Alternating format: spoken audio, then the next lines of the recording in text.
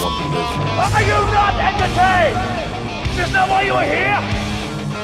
This is it. Don't get scared.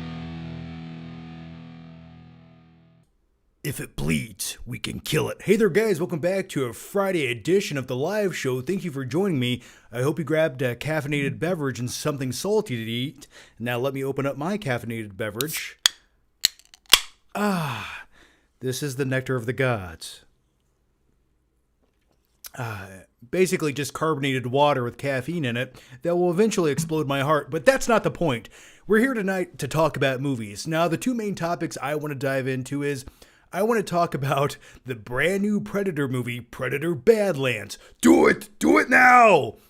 And I will do that shitty impression multiple times throughout this live stream, so please forgive my sins against humanity. And then I want to talk about a radically different in tone movie called Bugonia. And then, as per usual, we will dive into your questions, so if you have any questions or topics that you want me to cover, please get those in now and we will get there, I assure you. So, once again, thanks for joining me, and what do you say we just dive into the main topic of tonight? Okay, here it goes. So I watched the brand new Predator movie, Predator Badlands.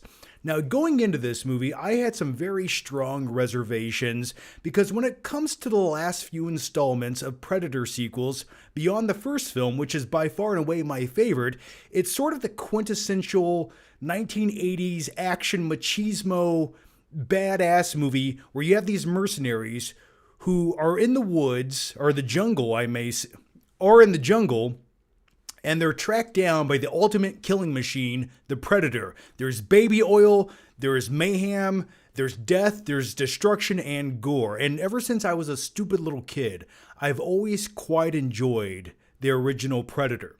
And by the way, speaking of that, that sort of reminds me of a time many, many years ago where I fought a predator, and then I got poison ivy. That's a true story. And if I close my eyes and think about it, I can almost envision it now.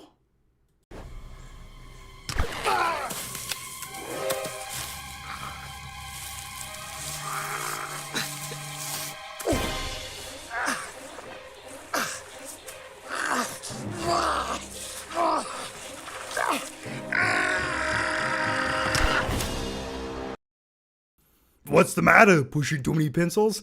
Okay, sorry for all the bad Arnold impressions, but they will continue on. I'm sorry. So this is directed by Dan Trachtenberg, who directed Prey. He directed the animated Predator movie that we just got. And the plot to this movie is what got me most excited about it, because for many, many years, after all the mediocre Predator sequels, now when it comes to Predator 2, I've watched it once. I like me some Danny Glover, but let's be honest, it's not the best movie ever, and plus Gary Busey's in the movie. I don't know if that's a positive or a negative. But for me, when it comes to the later Predator sequels, and if you like Prey, that's fine. I watched it once, thought it was okay. But I go back to The Predator from 2018, which is by far and away the worst Predator movie ever made.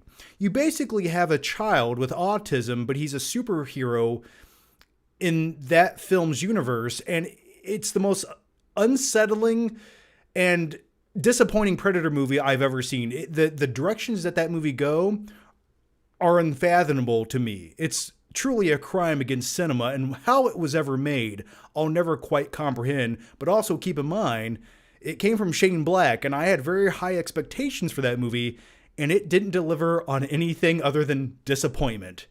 So when I compare this new Predator movie to later Predator sequels, that's the one that I'm going to focus on the most, because that was such a disappointment. And going into this new Disney-fied Predator movie, Predator Badlands, going into it, I had some reservations because, let's be honest, when it comes to IPs from Disney over the last 5, 6, 7 years, we'll just call it a decade to play it safe, a majority of those have been disappointing. And they're usually IPs that I like and want to see succeed. I want to see great movies. I don't want to see watered down, mediocre movies that I'm instantly going to forget about and be disappointed by. No, thank you. That's a waste of time. And we don't have much time as a human civilization, so let's get to the point. When it comes to Predator, there was when it comes to the plot of Predator, you have a young outcast predator named Dek who finds an unlikely ally in a synthetic humanoid named Thea on a dangerous remote planet. And I have a lot to say about this dangerous and remote planet. And also I have a lot to say about Ellie Fanning as the synthetic android Thea. So where do I start with this? This is a PG-13 Predator movie from Disney. Let's just start there. Now, going into this, I expected a very watered-down, generic Predator movie that probably wasn't quite going to give me what I wanted. Now, I think that argument can be made in some aspects to this movie. But I'm happy to say I was more than pleasantly surprised by this film. Is it the best Predator movie ever made? Absolutely not. But it is one of the better Predator sequels, and I'm going to say this, and I'm going to stand by it. This might just be my favorite Predator sequel ever made. Now, that might be somewhat subjective, and if you guys have a different viewpoint, please leave it down below, and we can have a dialogue about it a little bit later in the video.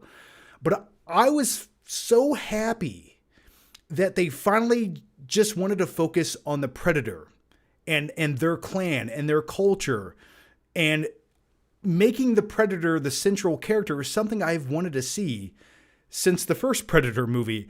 And it's kind of mind-boggling that it took 30 plus years to get to this point, because I just thought it was the obvious narrative answer many sequels ago. So when it comes to the main character, Dek, in this film, there's a conversation on another spectrum of the internet, or YouTube, if you search high and low enough, where a lot of people say this is sort of like a beta Predator. And I understand that argument. I do, to a degree, because this is the runt of the litter of Predators. He's weak, he's smaller, but that doesn't mean he's still not a badass killing machine at times. Because if you take him out of the Predator culture and put him anywhere else, he's the ultimate killing machine. He just so happens to come from a culture and an alien planet of species that are badass killing machines, and that's their entire culture and their driving force. That's what defines them. So there, he's sort of like the weak link, but outside of that, he's still a badass warrior. But in this film, he's basically an underdog who needs to prove himself. And I thought that was sort of interesting. I like that the Predator in this movie isn't the ultimate killing machine just yet. He has to learn his way on this journey. And that's called a character arc. A lot of great movies have it. And that's what they were doing with the character of the Predator this time around with the character Dek. Now, he is one ugly son of a bitch, okay? Let's all be honest with ourselves first and foremost. But I thought the character design of Dek in this film, after the first 20 minutes, it sort of grew on me a little bit. And by grew on me, it was sort of like a boil on my ass. It was a little bit sore. It was pulsating. But after a while, I found it comforting and I sort of started to like it. Just stick with me for a second.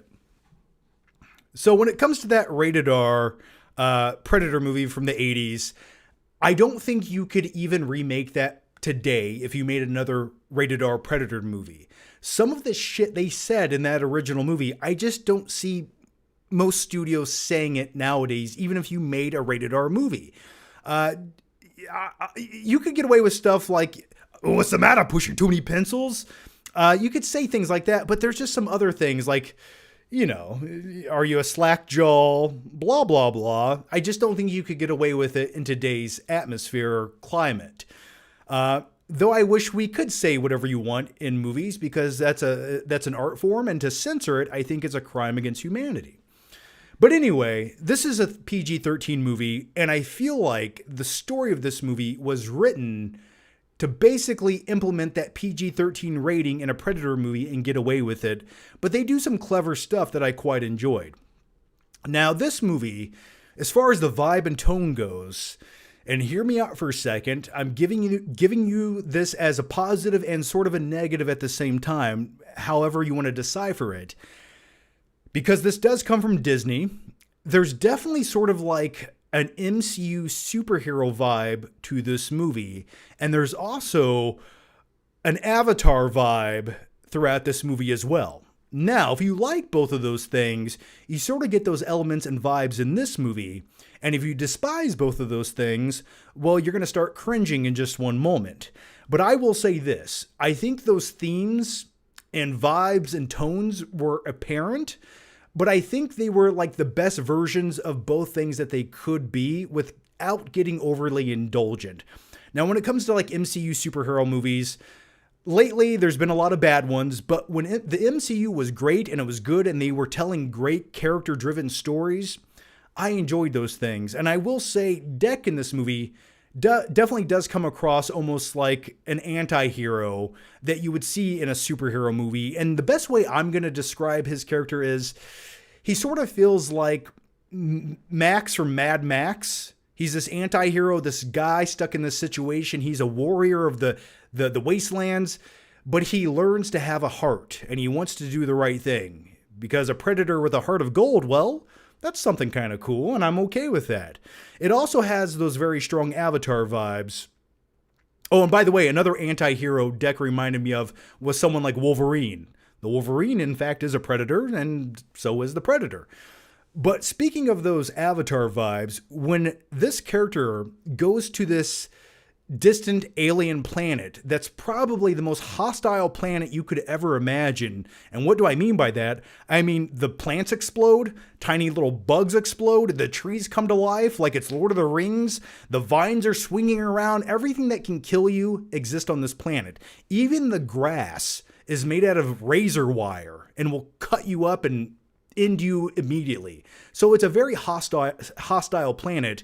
And that reminds me of another planet called Pandora, where you have a fish out of water story where Jake Sully goes there and he's stuck in this hostile situation where everything's trying to kill him. But eventually he adapts to the planet and becomes one with it. And in this film, one of the coolest aspects is the character Deck sort of starts using those hostile elements of this planet to his benefit.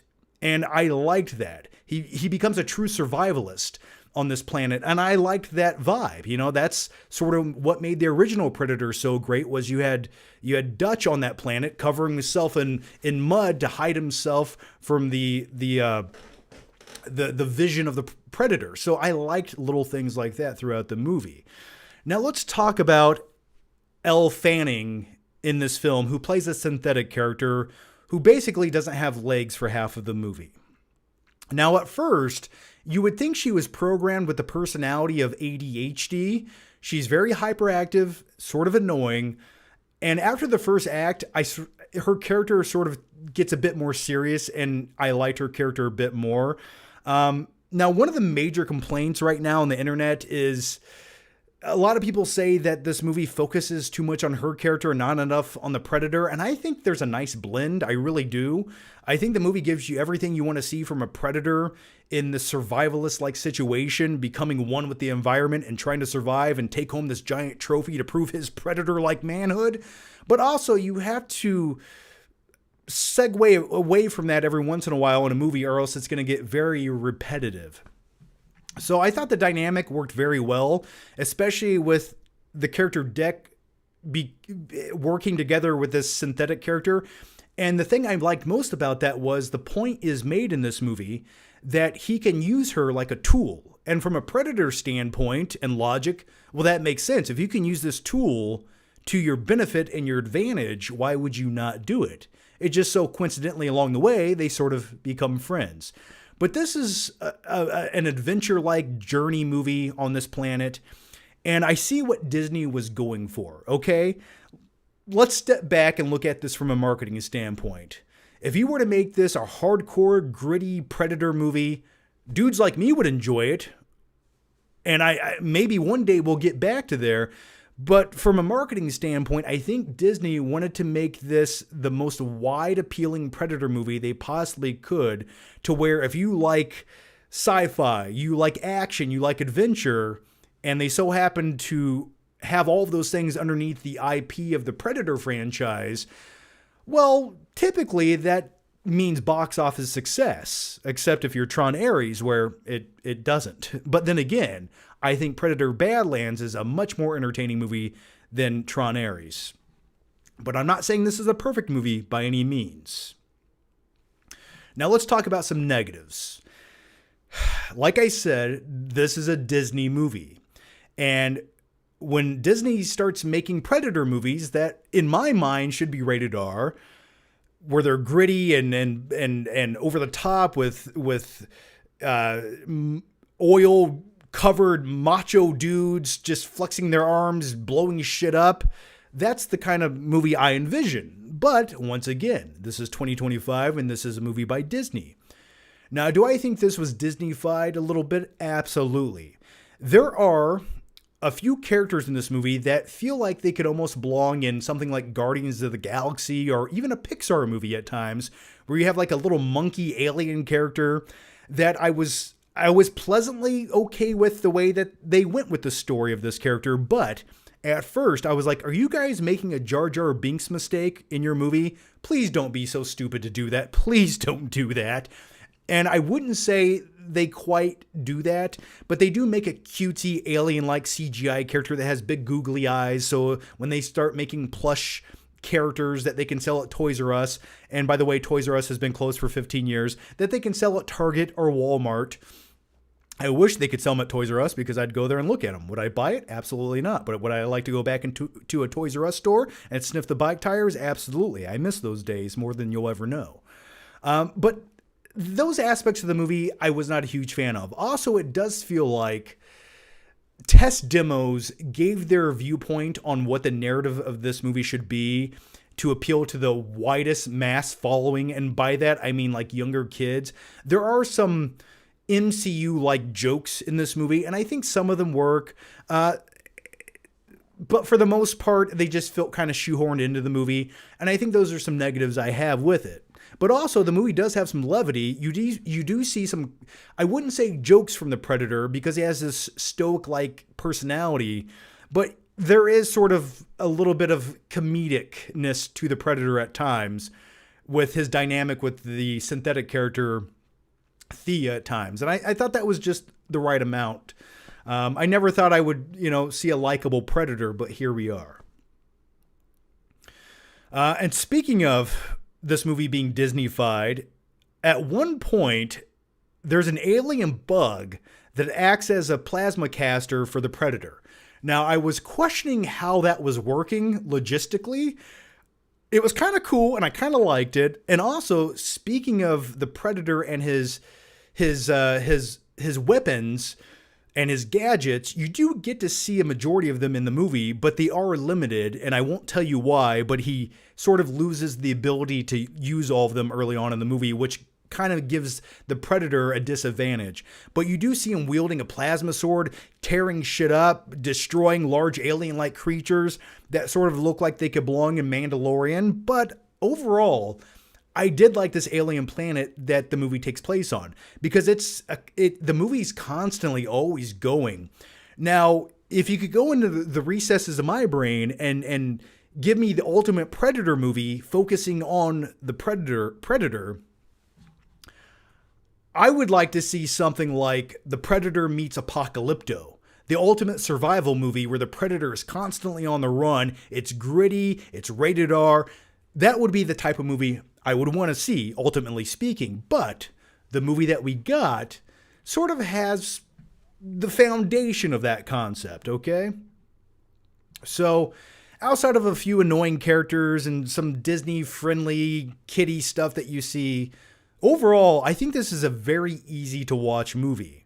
Is it exactly the Predator movie I wanted it to be? No. But by the third act, when you get to the finale, I do think there's some room for improvement. For example, and no spoilers, the trophy that the Predator is on this planet to hunt down at first was threatening and scary, but then they sort of unveil more about it, and I thought that was sort of a letdown ever so slightly. But they do open up the world in this movie by the third act. And if they were to continue this franchise, I think there's a lot they could do with it in the future. There's definitely a lot of nods to past Predator lore. There's other nods to other science fiction lore that tie in with Predator. And I think if they expand on those things, that would be pretty awesome in the future. And I would like to see those things go down. So overall, my final flicking thoughts on Predator Badlands, I think this is an enjoyable movie to watch. Do I think it's better than the original? Absolutely not. But do I think it's by far and away one of the better Predator sequels that focuses on the Predator doing Predator shit on this alien-like planet that's hostile and dangerous, where you have some cool action sequences taking place? Yeah, you get all of those things. And I was pleasantly surprised by this movie because I didn't expect much, but I enjoyed what I got. Now, could I rewatch this movie again on a rainy day with some frozen pizza and some stale popcorn? Yeah, I think I could. It's sort of like a good rainy day movie. And I will say, as far as movies of 2025 go and a lot of disappointments, I can understand how some people might be let down by this movie, but for me, comparing it to past movies in this franchise, I was more than pleasantly surprised by it. And I just like stoic, badass characters like the Predator tearing shit up on an alien planet. Call me crazy. It kind of felt like a throwback to simpler times in cinema, like the 1980s or the 1990s. And is it ever so slightly watered down for a mass demographic with the widest appeal? Yeah. And does it remind me of Avatar quite a bit at times on this alien hostile planet? Yeah, in more ways than that. Some of the characters and interactions and the overall plot definitely reminds me of Avatar a lot. But hey, that movie made billions of dollars, so maybe that's what they were going for with Predator Badlands. So if I had to give Predator Badlands a rating, I'd give it, this right here, insert the graphic. I'm going to give it like a solid B for Badlands. So that's my review of Predator Badlands. What did you think about the movie down below? Oh, and by the way, one thing I did want to talk about, and this might come across nitpicky, but I don't care, okay? The color grading in this movie, I think at times the movie looks kind of cool, but at other times I sort of miss when movies didn't have to look flat and dull for the sake of looking flat and dull as this generic go-to filter for cinema.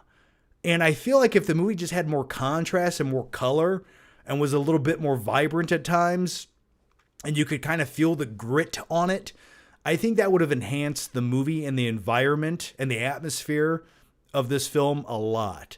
I think if every movie was shot on film, it just instantly looks better. And that's why I think a lot of movies like in the 1980s, 1990s, just, they stand apart. There's something more visceral about a movie shot on film that just looks better.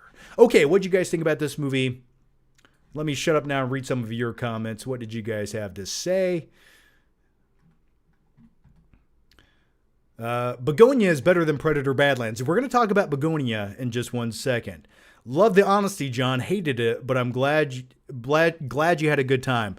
I was just entertained by the movie. You know, if you want to call it a guilty pleasure, so be it, but I was entertained by it. I might have liked it more if Elle Fanning wasn't in it. I don't have a problem with her as an actress.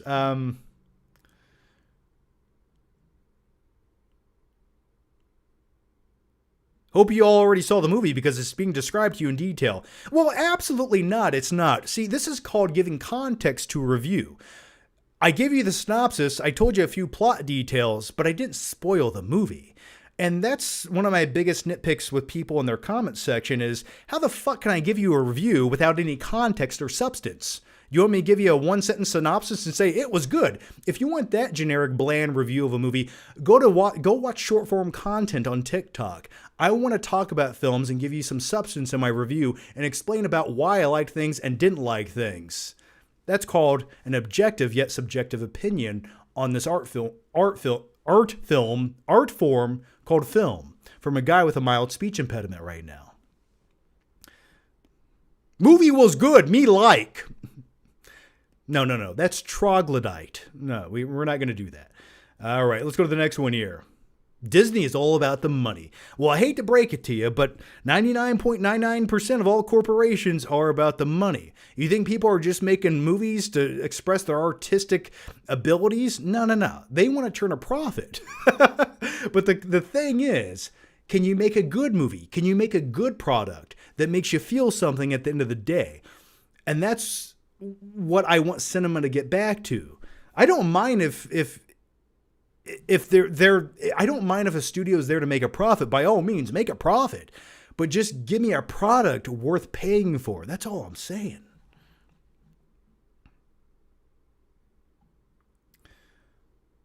Okay, the next one comes from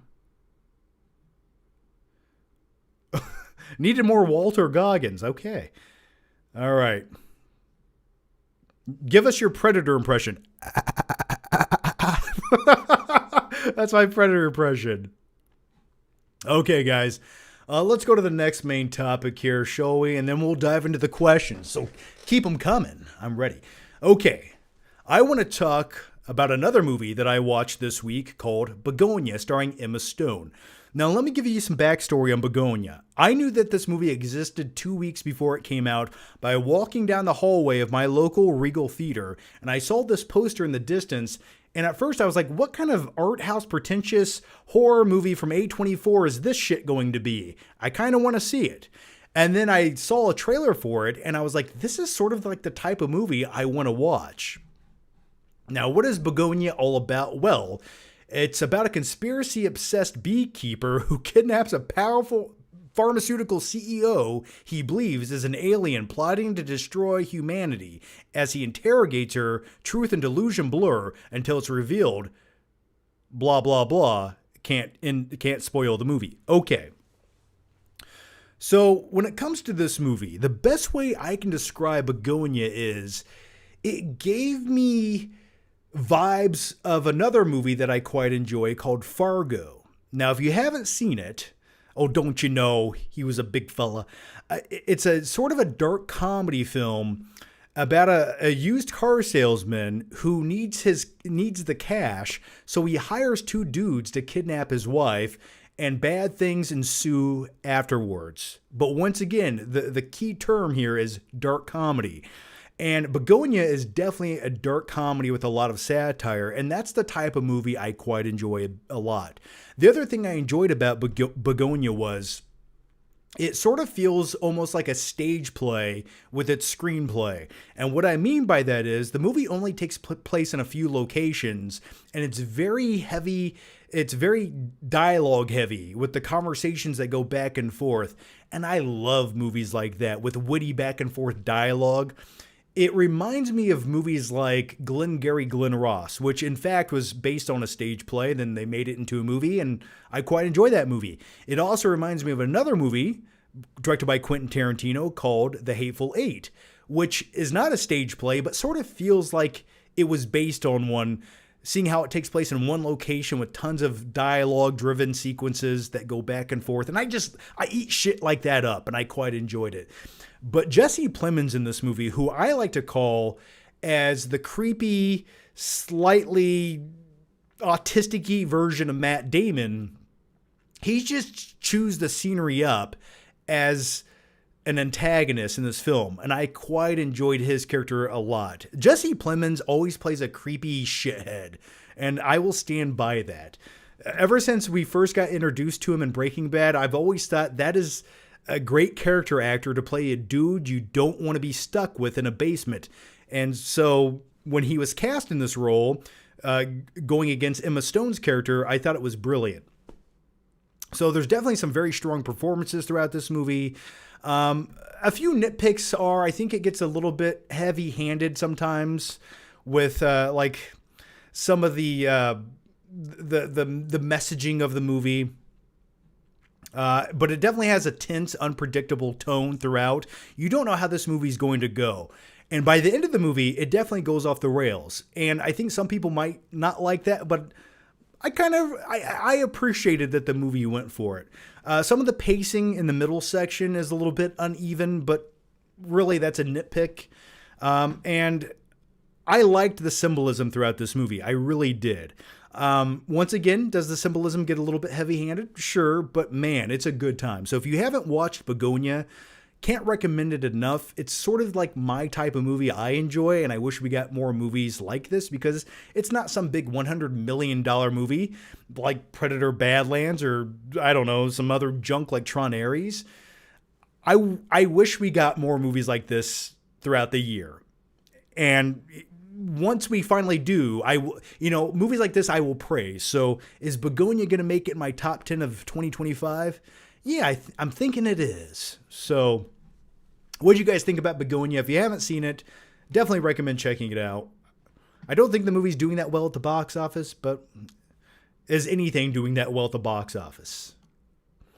All right, Makano says, if it's like Fargo, I got to watch it. It definitely gives me strong Fargo vibes. You have a kidnapping situation, you have dark humor, things just keep getting worse and worse.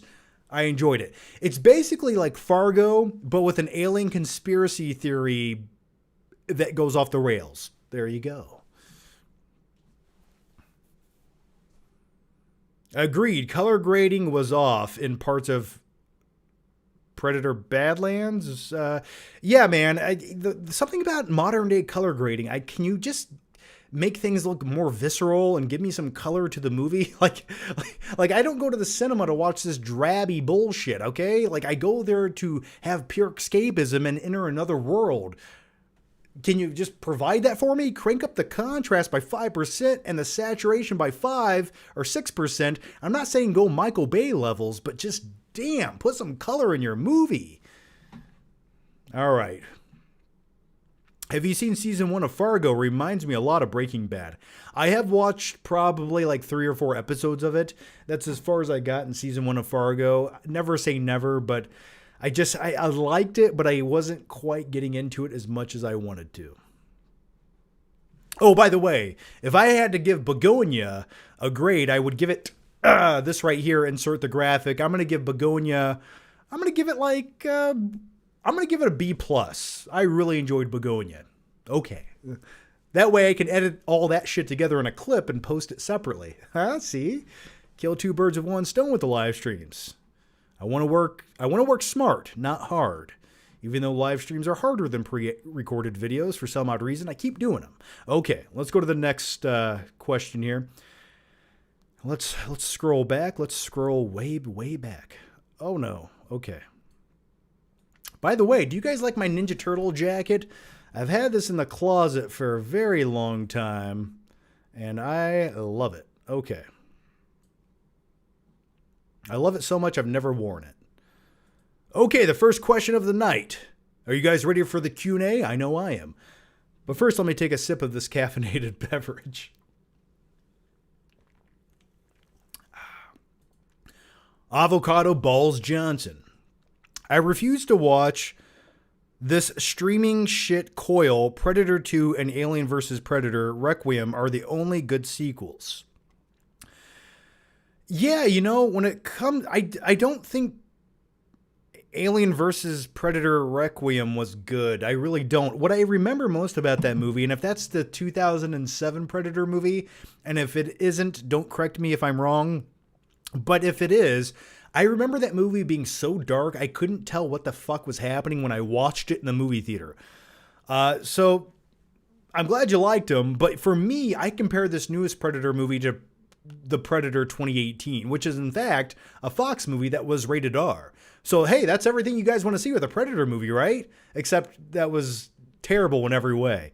I really can't think of a more disappointing movie with an IP attached to it than The Predator from 2018. I really can't off the top of my head. Can you? Let me know that down below. Okay, let's go to the next one here. Silvio, how's it going, Silvio? Love the show. Well, the show loves you too, and thanks for watching, man. It's Friday night. I hope the feeling's right. I hope everyone's doing well tonight. November is here. And by the way, I was going to make a special live stream for this, and I think I will. I'm going to do it like mid-November over on the Flickpick channel.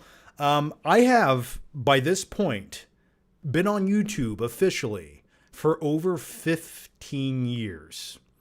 Did you hear what I said to you? 15 years on YouTube.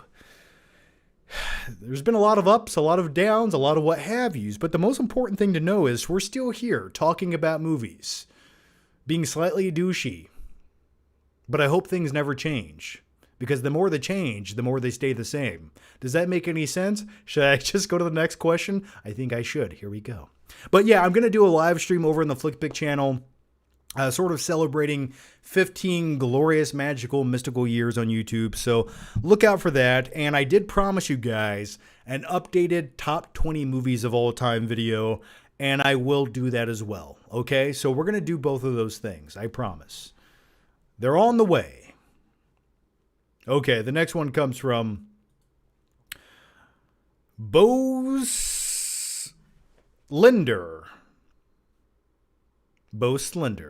How's it going? McDonald's or Burger King? That is the pivotal question of the night, if not the most important question you can ask yourself. Well, as a guy who just ate McDonald's no more than 4 hours ago, I find McDonald's much more convenient than Burger King, even though my local Burger King is across the street. And I like a flame broiled Whopper. I do. But everything else at Burger King, I think, tastes like regurgitated muck that was left in a crevice growing mold on it for weeks on end. And then they finally served it to me. I don't know what it is. It just never sits right with me. Now, am I saying McDonald's is better? No, it's probably not. But I enjoy going to McDonald's more than I do Burger King. And especially since they brought back the snack wrap, okay? The snack wrap is back, and I also, if for nothing else, nothing tops a McDonald's Coca-Cola. There's nothing more pure and satisfying than a McDonald's Coke, okay? I don't think you can even argue that.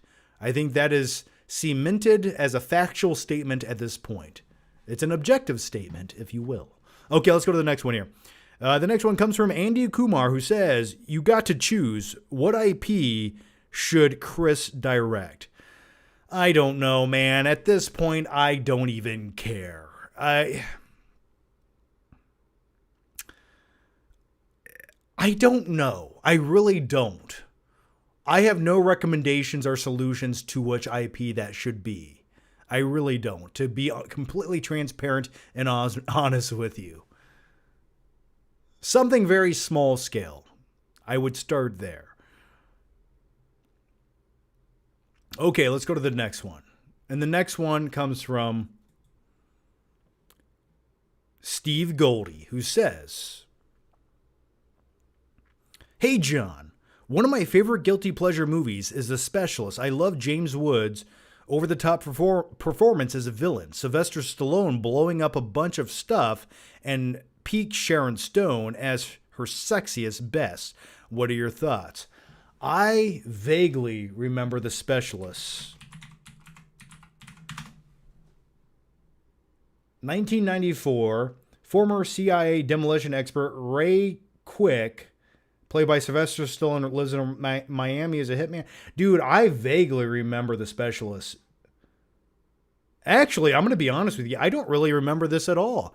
I know of the movie. I'm sure I've sat down and watched it on VHS. It's just one of those Stallone movies that sort of just like, you blinked and you missed it. But I'm looking at the poster now. Don't get me wrong, Sharon Stone is looking good as ever. But then again, Sharon Stone in the late 80s, early 90s, as a small boy, was always like my go-to crush. Nothing tops Sharon Stone than in Total Recall after she was done working out in the beginning of the like opening first or second scene of the movie. Anyway, I'm getting off on a weird tangent here about sweaty Sharon Stone, but then again, I could talk about it for hours on end. But yeah, man, I don't really remember much about Sylvester Stallone in The Specialist. It's sort of like one of those other movies in the 90s starring Stallone that was instantly forgettable, like Copland or Daylight. Have you ever watched the Stallone movie Daylight? It all takes place in a tunnel that blew up, and it's underneath the New York River, and they have to survive that situation, and the only man to do it is Stallone. So yeah, I don't remember The Specialist all that well. I sort of want to go back and watch it again. Huh. Maybe I'll save that for a rainy, cold night when I can't sleep. Copland was all right. Yeah, it was okay. Stallone gained like 40 pounds by eating nothing but donuts for that movie. Please do more flick trips. Just go watch the flick trips I've done, and I promise you I'll do more. I do want to start doing some more flick trips. Hey, John, any chance you're going to see the new Spielberg movie in June? The new Alien movie coming out, or the new Alien-esque movie coming out? Yeah, I definitely want to check it out. I'll see every Spielberg movie. Black Phone 2 is better than the first one. I'm going to give you a hard disagree on that. And if you want my logic and reasons why, just go back and watch a few live streams ago. I talk all about Black Phone 2 for like 15 minutes. I will give you all the reasons why I would disagree with such a statement. But I'm glad you enjoyed it. Okay, the next one comes from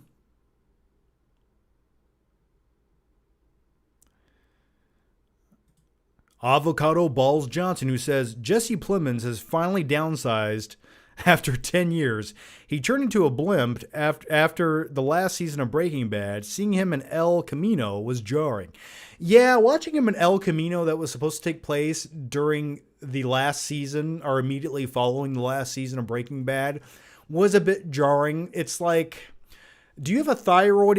It's like, does this character have a thyroid issue? Because how did he gain 47 pounds overnight? I don't know, but good for him. He did slim down in this new movie, and he looked pretty good. So good for Jesse Plemons. And by the way, thanks for the super chat. And every super chat that's $5 or over gets a glorious party popper. There you go. Okay. The next one comes from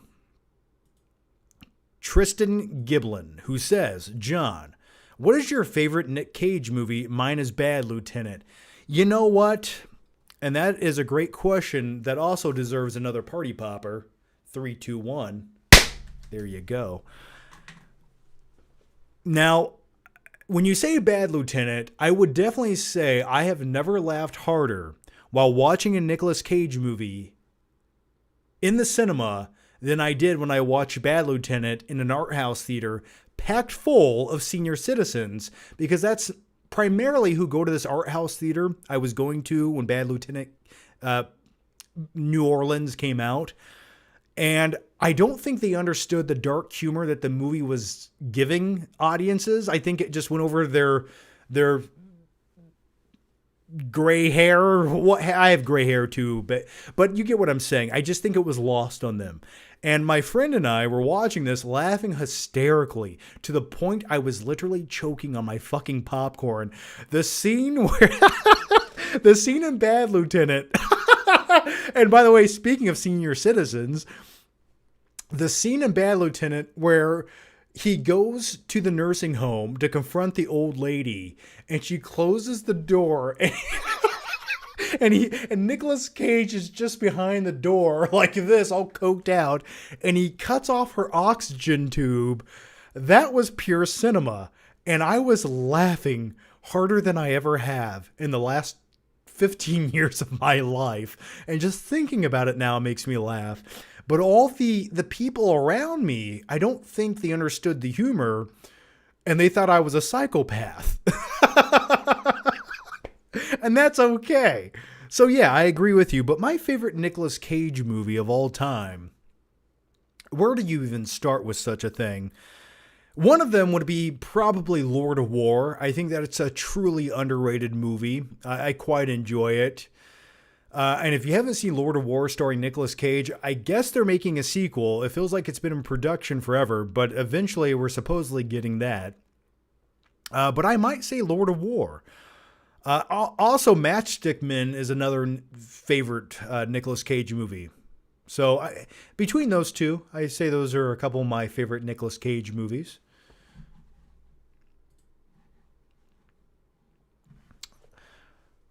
Dr. Algae says, I miss watching John eating pizza while he watches his movies. I need more of that.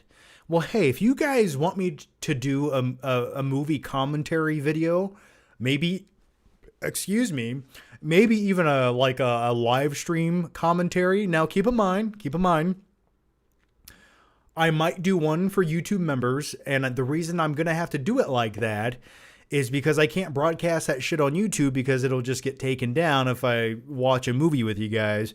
But I'm not opposed to doing a live streaming movie commentary video while eating popcorn or pizza or whatever else you guys want me to eat. That could be an idea for down the road. So that's not a bad idea. I wouldn't mind doing it. We could watch a movie together. I'll let you guys vote on the movie and we'll watch that shit. He's crazy in Vampire's Kiss, the famous meme. He's insanely funny in that movie. I'm a vampire. He's great in Vampire's Kiss. I like Con Air, Face Off, and The Rock. Yes, so if you want to go beyond the two movies I mentioned, I absolutely love the movie The Rock. I think it's probably my favorite Michael Bay movie. Winners go home and fuck the prom queen. You know, I love it. I love it quite a bit. I drive a beige Volvo, okay? There's a man out there with his finger on a button. You know, I love it. I love that shit. Face Off is glorious as well. Con Air, another great Nicolas Cage action movie. Yes, absolutely. You've just named my 3 favorite action movies from Nicolas Cage. But the question was my favorite movie of Nicolas Cage, and I just think those 2 movies I mentioned are just better movies. Or at least have better screenplays, let's be honest. John, are you looking forward to Scream 7? Now, I did talk about Scream 7 in the last live stream, the Halloween edition, which not a lot of people watch that shit. Did you guys know it was me in the thumbnail, or did you think it was J.D. Vance? Because I was dressed like Eddie Munson from Stranger Things. So if you missed the Halloween live stream episode, definitely go check it out. I talked all about Stranger Things. I talked all about Scream 7 and some other things, and Welcome to Derry. So yeah, to answer your question, I am looking forward to Scream 7. And this is the first time I've been looking forward to a Scream movie since probably the second Scream movie, where I think they just got too convoluted. And when the Scream franchise started to make the Ghostface the second, third cousin of somebody who knew Sidney Prescott and was angry and then dedicated their entire lives to becoming serial killers and then bought all this real estate space in New York City so they could put a shrine to Ghostface and the killings and all this evidence. Somehow they collected it in this huge 10,000 square foot warehouse. That way they could just have one scene where they bring the main character there to threaten her and not actually kill her because they're not very good as serial killers and they always get away. You know, once it got to that point, I guess I just didn't give a fuck about the franchise anymore. But I'm happy to say with this newest trailer, I sort of want to see a new Scream movie. And the reason for that is, and the thing that gets me most excited and makes me tingle down below, is they're finally bringing back Matthew Lillard, back to the franchise. Now, why did this take 30 years? I'm not quite sure. Now, some people are going to make the claim that he's dead. But I say, unless he's buried and I see a tombstone, he's not fucking dead, okay? Let's back up. Let's back way up. Yes, a giant CRT TV fell on his head. Do those things weigh a lot? Absolutely. Was he electrocuted? Yes, he was. But what I want to see with this new Scream installment, if they just bring Stu back for some stupid flashback scenes where maybe that relates to the new Ghostface killer as motivation, I'm going to be sort of let down by that. That seems like the lazy way to do it. But what I want them to do, and what I've already said multiple times, treat Stu like the Hannibal Lecter of the Scream franchise. Stu never died. Maybe, just maybe, his character went into a very long coma after the first movie. And he's all fucked up, and he's tattered and torn, and he's scarred, and he looks crazy and gross and disgusting. But that lends itself to making him even a much more prolific villain. Okay? And maybe Stu is in an insane asylum and stuck in a padded cell because, yeah, he's insane. And maybe he's pulling the strings from his cell somehow. Or maybe, imagine this, speaking of Silence of the Lambs, there's that one scene where Sidney encounters Stu through the bars of his padded cell, and they have almost a Clarice Starling, Hannibal Lecter dialogue sequence. Or maybe it happens throughout the movie. I don't know. I think that could be really interesting. That's what I would like to see go down in Scream 7. Will they give us that? I don't know. But that just seems like the obvious approach to me. But yeah, it looks like it's going back to basics, and I'm looking forward to it. Honestly, movies have become meta, and it's more meta takes me out of it. It's because we have to be reminded of how culture is so cringe these days. Well, yeah, everyone who makes a joke has to go, wink, wink, did you get the joke? It's like, take the wink, wink shit out of it, and just give me the joke, okay? If it's cringe, so be it. But don't wink at your audience every 5 seconds to let them know how smart you are and how meta your story is. Some things lend themselves to that, and I'm okay with that. But at a certain point, it really takes away that illusion of escapism and being immersed into a story.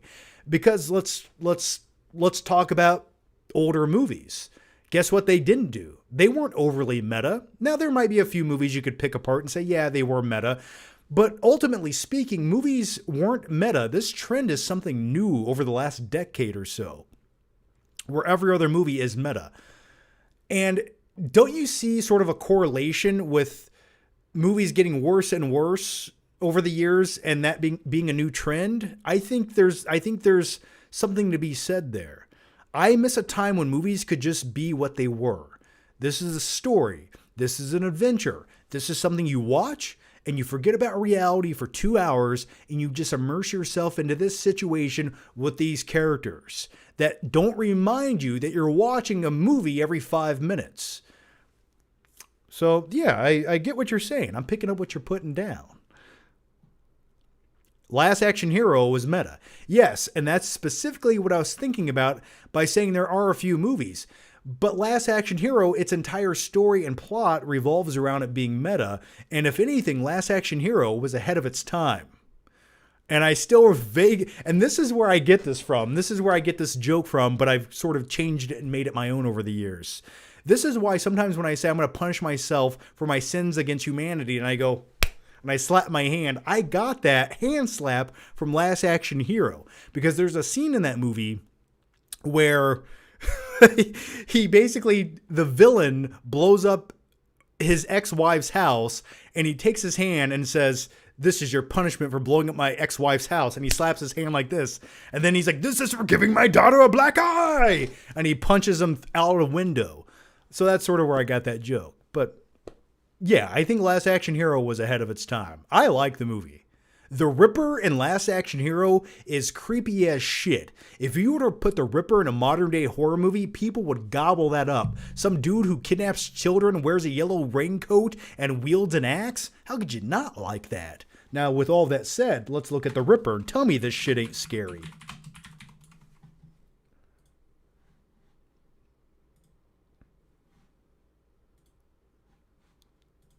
I mean, look at that.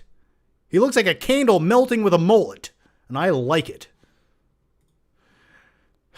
I kind of vaguely remember what he says in the one scene. He's like, "No, Jack, no. I waited in a cell for 10 years.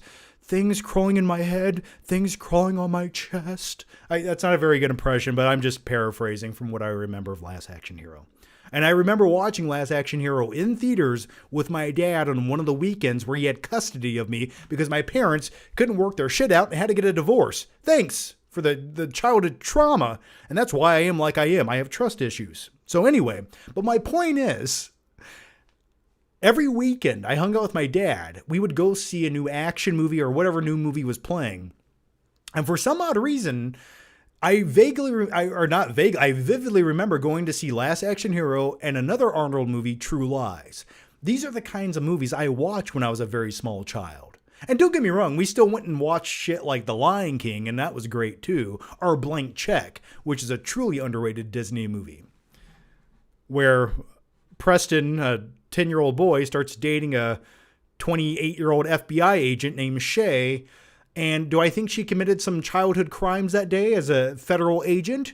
Yes. How did she get away with that? I'm not quite sure. But by today's standards, I think she would be on some kind of registry list somewhere kissing a young boy. But she was undercover, so it's okay. But as a young dude, oh God, I would pray for something like that. Okay, let's go to the next question here before it gets too weird. Okay. All right, let's go to the next one. And the next one comes from Jay Wheeler, who didn't have a comment or a question, Jay, but thank you for the super chat, and you get a glorious party popper. Oh, yeah. All right, the next one also comes from... Let's scroll back here. Okay, here we go. Gorilla Beach says, "Hey John, are there any specialist stores in Fort Wayne you go to for physical media apart from the usual Walmart? And how was your Halloween?" Well, thank you for those questions. So if you've been watching my channel, man, I don't know how you don't know the answer to this, but I will further elaborate and explain.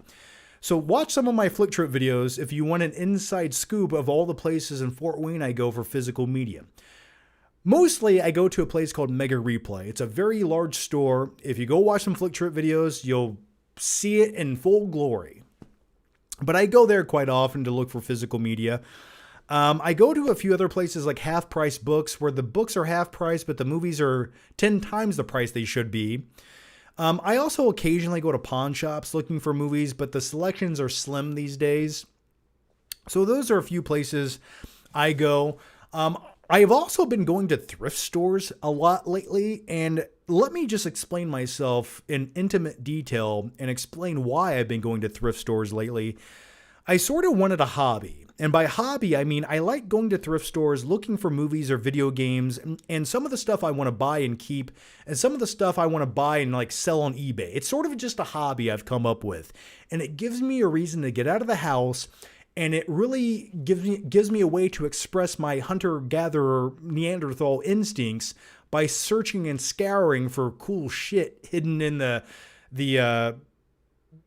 dirty remains of a thrift store. I like it. It's kind of fun. So I've been thinking about making a video taking you guys with me, and I know this isn't a new concept. It would basically be like a Flick Trip video, but I might do that. I think that would be sort of interesting because some of the stuff you see in thrift stores, man, it's comedy gold. So, also I've been going to Goodwills too. Maybe I'm just at a weird place in my life, but I sort of like doing it. When I have some downtime, rather than sit around and just play video games and let my brain rot, I like to get out of the house and go to thrift stores or like look for weird physical media. So that's what I've been doing with my life lately, and I like to take you guys with me at some point. Okay, let's go to the next one here. Have you seen the movie Beastly? I have not seen it. Oh, Beastly. Yeah, this junk. This is Beastly. No, I have not. Isn't this based on some young adult novel? Isn't it one of those movies? I have not seen it. No, I have not.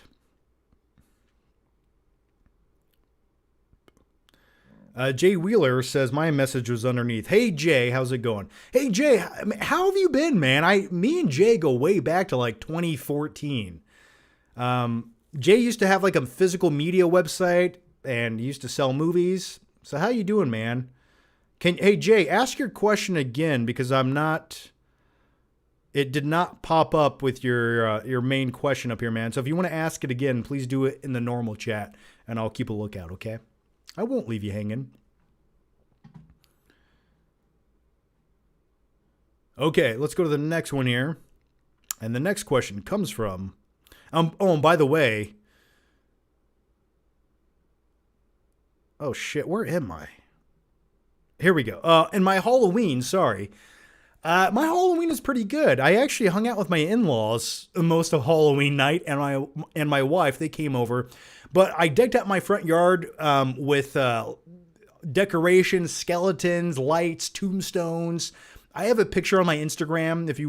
I don't think I have a picture on there. It's somewhere. It exists somewhere. Anyway, Halloween was pretty good. We had some good trick-or-treaters show up this year, more so than last year because the weather was better. My wife and I dressed up. I dressed up like Eddie Munson. My wife dressed up like Christy from Stranger Things. I'll show you guys a picture. How about that?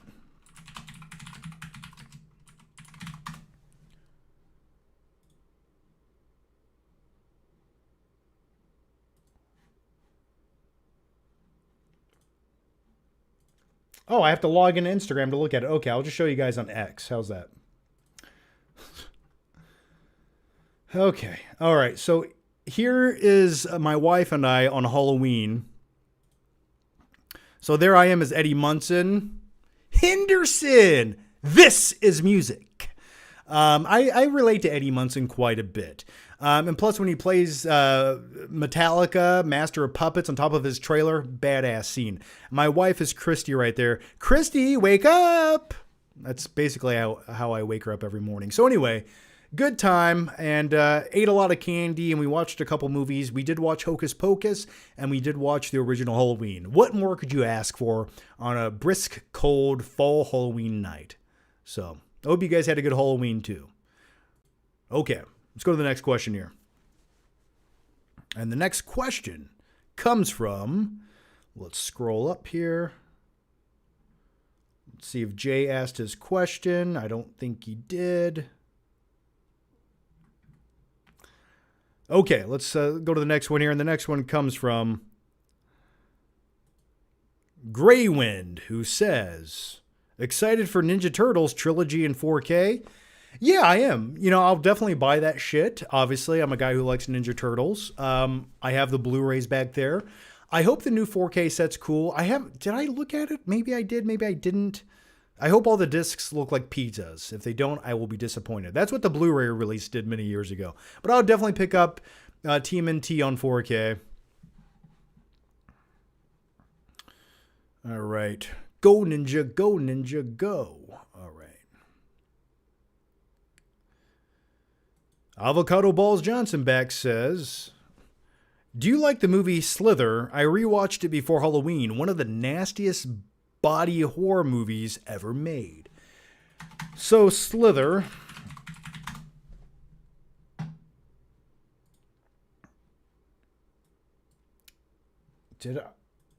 Okay, yeah. Okay, here it is. So for many years, people have told me to watch Slither, and I just never brought myself to do it. Now, I'm looking at some pictures here, and it sort of reminds me of The Substance ever so slightly. Look at that. Looks like my toilet after I eat Chipotle. But yeah, no, I've never seen it. So I'd like to watch it. I probably should have watched it for Halloween this year, but it's never too late. So I haven't seen it, but it looks cool.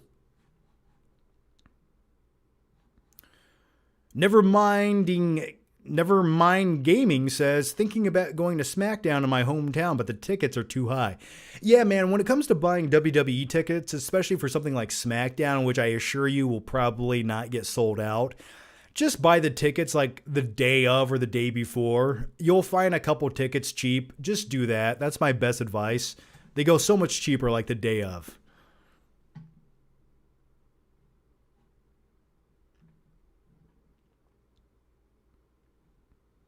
Sag Para says, I'm always down for flick trip videos. Yeah, I'm going to try to make some more, man. Hey, John, do you like The Matrix? No, I hate The Matrix. Worst movie ever made. Yeah, I like The Matrix. Now, if you want to hear my conspiracy theory about living in The Matrix, that might be a story for another time. What kind of chick flicks are the worst cringe ones? Just asking. I will say I like some chick flick movies. My wife makes me watch a lot of them. Like, I had never seen 13 Going on 30 until probably like this year, and I kind of liked it. It's fine. I liked it. Let's see. You got movie. Let's open this up here. Let's bring you guys with me here for this journey. So you got some She's All That. I like movies like She's All That. I'm not a big fan of, like The Vows, Junk. Time Traveler's Wife. I don't like junk like that. But movies like Pretty Woman, I like chick flicks like that. Whenever you have a movie about a hooker with a heart of gold, that is the kind of movie I want to see. 27 Dresses, Now, Cruel Intentions is a chick flick I like. Now, that's some good stuff. Twilight, say what you will about it. Sleepless in Seattle, good 90s chick flick movie. I like things like that. 10 Things I Hate About You, I thought was a good chick flick movie. Remember Me, where they just somehow latch on to real life tragedy where he just had to die in 9/11 on the day of 9/11 to pull on your heartstrings. Felt like a cheap gimmick to me, but hey, they did it. So yeah, there's some chick flicks I like. What's the Matthew McConaughey chick flick movie? I watched that. Whatever that was called. I watched that for the first time this year because my wife's recommendation. I thought that was fine too. Legally Blonde. Yeah, I'm not a big fan of Legally Blonde. Damn, how tall are you, John? I'm 6 foot. I look tall beside some people, but for some odd reason, everyone that I hang out with on YouTube for the most part is like 6'4". So I always look short. But yeah, I'm 6 foot, right on the dot. John, do you like Blade Runner 2049? I like it, but I don't love it as much as some people do. And that's the same exact answer I will give you about the original Blade Runner. There's elements I like about it. I like the sci-fi element. I like the direction. I like the world that it exists in. But overall, as far as like the narrative goes, I've just never been in love with it. It's like I want to like it more than I do. I would assume I would like it more than I do, but I enjoy it. But I don't love either movie. And I know some people do, and that's cool, man. There's definitely I like the film noir vibe of both movies, like the visuals and the tone, but just something about the narrative to me just never really quite gives me everything I was hoping for. Your Uranium Cranium says Failure to Launch. Yes, that's the movie. Showgirls is good. Haven't seen it. Yeah, you should watch that or Striptease. Both great movies.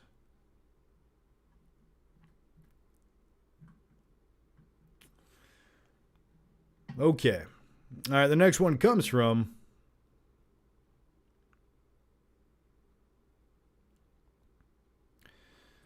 Corey Mize or Corey Mays or Corey Miz. Can I just call you Corey? Okay, let's do that. Have you ever seen Real Genius with Val Kilmer? Yes, I have. By the end of the movie, they have a lot of popcorn that overtakes an entire house, and his friend lives in a closet. I've seen Real Genius multiple times. I like it. Now, it's been a while since I've seen it. Probably the last time I watched it might have been like, I want to say like something like 2001 or something, but I always sort of enjoyed Real Genius. The main kid in the movie, though, I thought was sort of annoying. Something about I didn't like his face. What was his name? Like Richie or something? Real Genius characters. It was a really weird movie. Mitch. Yeah, Mitch. Yeah, something about that kid always, I don't know, made me feel weird. But Val Kilmer was great in the movie. So yeah, I like Real Genius. It's just been a long time since I've seen it. James Dozier has been a member for 48 months. Well, thanks, James. All right, let's go to the next one here. And James, you know what? You get a party popper, man. There you go. All right, the next one comes from the great, the wonderful, and the wise Claudio Rogajan. John, I'm sorry, but Last Action Hero to me has been kind of terrible. It's just constantly winking at the camera with meta jokes. That's the plot! But anyway, and there's a bunch of jokes that still make no sense to me. Like, why is the T-1000 there? Also, why is there just a cartoon cat? Well, you see, in the fictional universe where Jack Slater exists, anything's possible. All of these characters can exist, but also you have to understand they're going to throw a whole bunch of meta pulp culture shit in the movie as well, because they can, and the story lends itself to that. So that's why you see Robert Patrick as the T-1000 walking by for a cameo scene. And yes, do you get an animated cat character? Yeah, the movie goes off the rails a little bit, but I thought it was a lot of fun. But most importantly, the movie was unique and it was cool. And that scene where they show Arnold starring in like a modern day take on Hamlet. Hamlet's back for revenge on his brother. And you have the epic trailer voice guy with the explosions and the movie shot in black. Oh, that is such a great sequence in Last Action Hero. I love it, man. That opening scene, that open title sequence in Last Action Hero. And let's just watch it here together because I like it so much. And the music in it's great. Last Action Hero title scene. Oh, here it is. Here it is, baby. Okay, let's get the YouTube ads out of the way. YouTube ads. More ads than ever, but they're not paying anyone more money. I can promise you that shit. Okay, here it is. So let's, this scene here where Danny's watching the movie by himself, and you have this awesome title sequence where just like the screen melts away at the film. There's an explosion. The wall explodes with concrete. Just look at all this. That is me as a child watching pivotal action films. Except I had a slightly better haircut. And by better haircut, I mean I had a bowl cut. But then it just keeps going and going and going. It becomes so self-indulgent. Zack Snyder. You know, I love that kind of shit. So, yeah, I like it quite a bit. I think the movie stands out.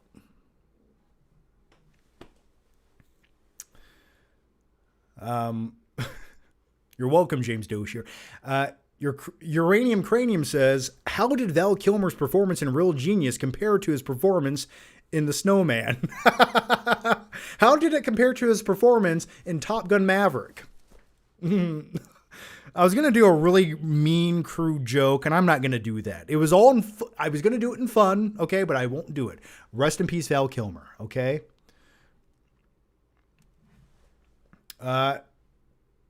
True Capcom says, hey, John, I agree with you on Last Action Hero is the best Arnold Schwarzenegger movie, period. Now, I like the movie, but I don't think I'll say it's the best Arnold movie ever made. No. I think it's fine, I think it's fun, and I think it's underappreciated, but the best Arnold movie is definitely not Last Action Hero. It's clearly Terminator 2 Judgment Day, and let's all conclusively agree on that. Okay. If that was a real Hamlet film with Arnold in it, I would watch it. Yeah, I wanted it to be a real movie. Have you seen Val Kilmer's son in any movies? I don't know if I have. Maybe I have. I know he did the narration for his dad's the documentary, which I did watch.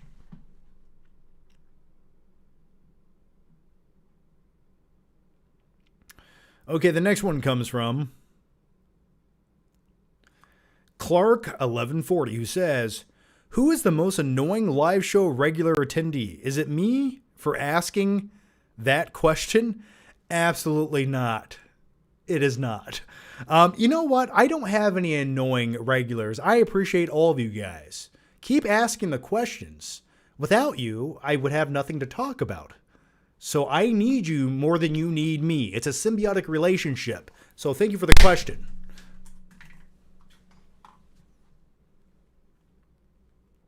All right, let's go to the next one here.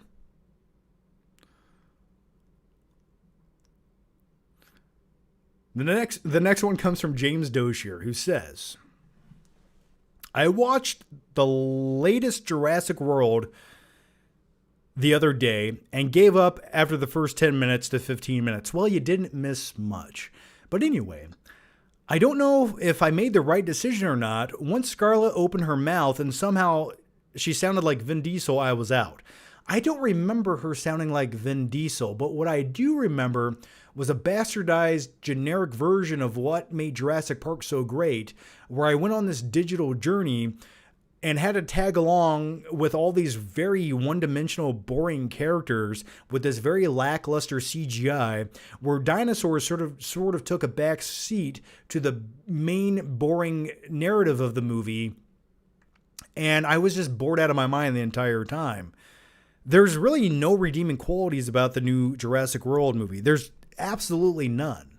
Every sequence in that movie has been done better in a previous Jurassic Park movie. I can't think of anything that was good in the movie. It just felt like a waste of Scarlett Johansson with undefined characters and a story that just felt like it was generated by typing in 3 prompts to ChatGPT, but rather than refine it and make it better, they said, you know what, let's just make that. Here, give it a $150 million budget, another $100 million in marketing. I'm sure that's what people want to see. So you get this regurgitated baby food put into a blender for easy mass consumption that just doesn't even shine a light to what made the original Jurassic Park so good. And then they made these false promises of, oh, we're going back to the roots. We're going back to basics. It's going to be much scary and more horrific, and it's going to be more in the same tone of what made Michael Crichton's novel so good. But nah. It wasn't. It was more babyfied than Spielberg's Jurassic Park. It was more numbed. It was made for children who have learning disabilities. I hated it. You didn't say the magic word. See, nobody cares. All right. Let's go to the next question here before I blow my brains out with this party popper.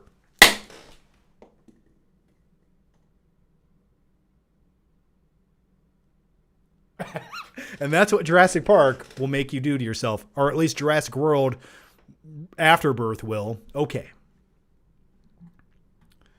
Let's go to the next one here. And the next one comes from Claudia Robijan. Claudia Robijan, here we go. I'm just saying, why couldn't it just be ridiculous and a ridiculous Arnold movie with tongue-in-cheek vibes that points out all the cliches? You don't need that kid going into the movies at all. Could have been like Naked Gun vibe, but with Arnold. See, I sort of got a Naked Gun vibe, but in a big, spectacular, over-the-top action movie that at times could take itself serious, but at other times it was tongue-in-cheek.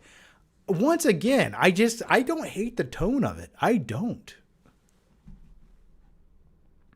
Maybe it's because I grew up watching it, but I'm surprised that you don't like it.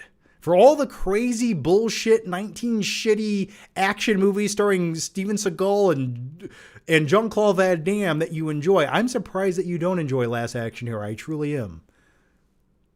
But I respect it, and I can almost understand it.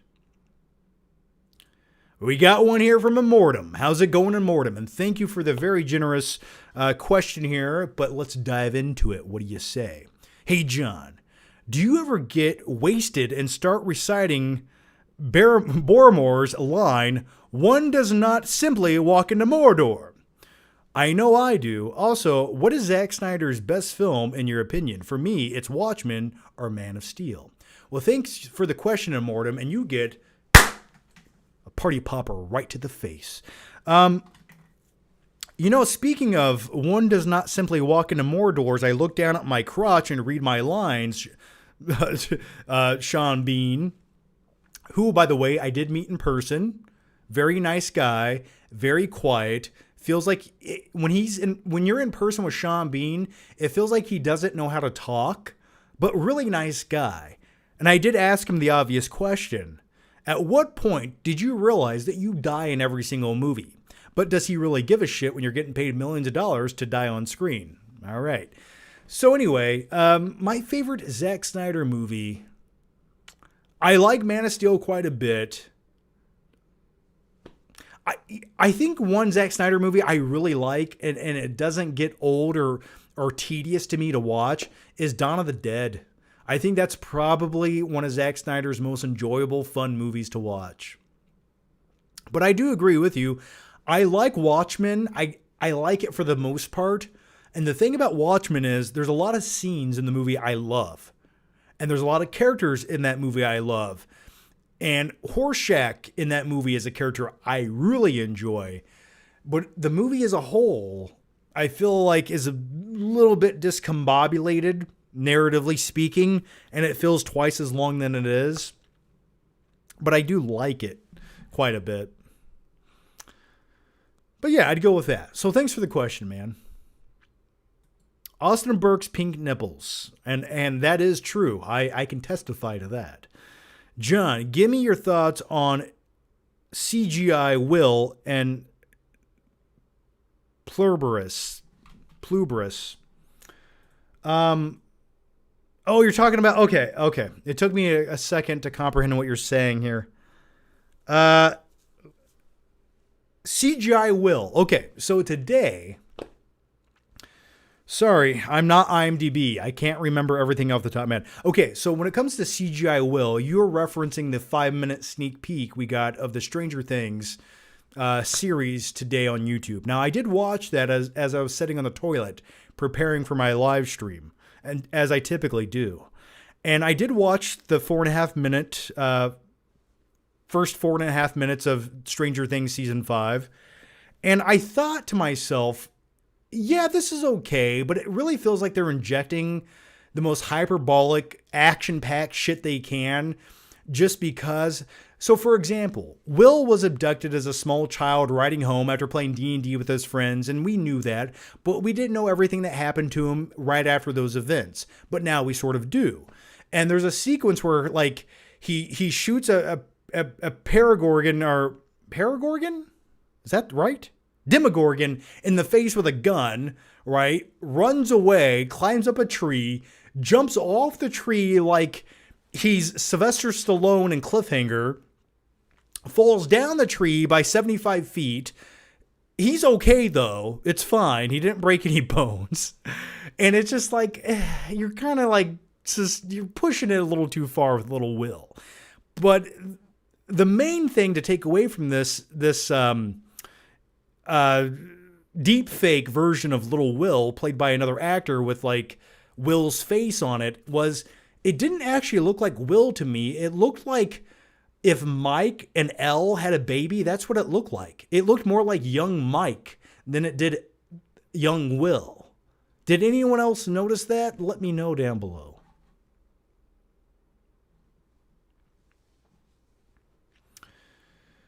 Okay, I hope that was a fulfilling answer to that question. Avocado Balls Johnson says, best Arnold movie is obviously Junior. Well, duh. Obviously. It's not a tumor, it's a baby. All right. Best Arnold movies are T2, True Lies, and Predator. Yeah, all fair enough.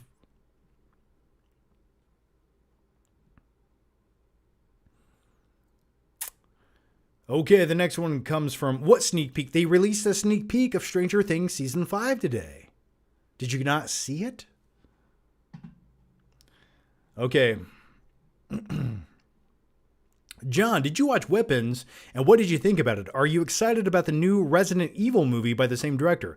I did not know he was directing a Resident Evil movie. That's news to me. Yeah, so when it comes to Weapons, I've talked about this multiple times. I quite enjoyed Weapons. It was a lot of fun. I might put it in my top 10 of the year. It was one of the more enjoyable horror movies I had. And I will say this, I think I like Weapons more than Barbarian. And the thing I like about this director when it comes to horror movies is he has this very tonally distinct 3-act structure in his movies where the first act sort of feels like a standard typical thriller movie. And then act 2 sort of goes a different direction. And then by act 3, it's just like crazy big B horror movie where anything that can happen will happen. And that's what I like about his movies. But I quite enjoyed Weapons a lot. I thought it was a lot of fun. And I quite enjoyed, I always forget her name. Aunt Gladys in Weapons. Yes. I thought she was creepy as shit. And I quite enjoyed that character. They're talking about doing spin-off movies with her. And if they want to do a prequel to Aunt Gladys, I think there's a lot of meat on the bone to explore that, and I would be curious to see what they do with that. I thought she was a great character.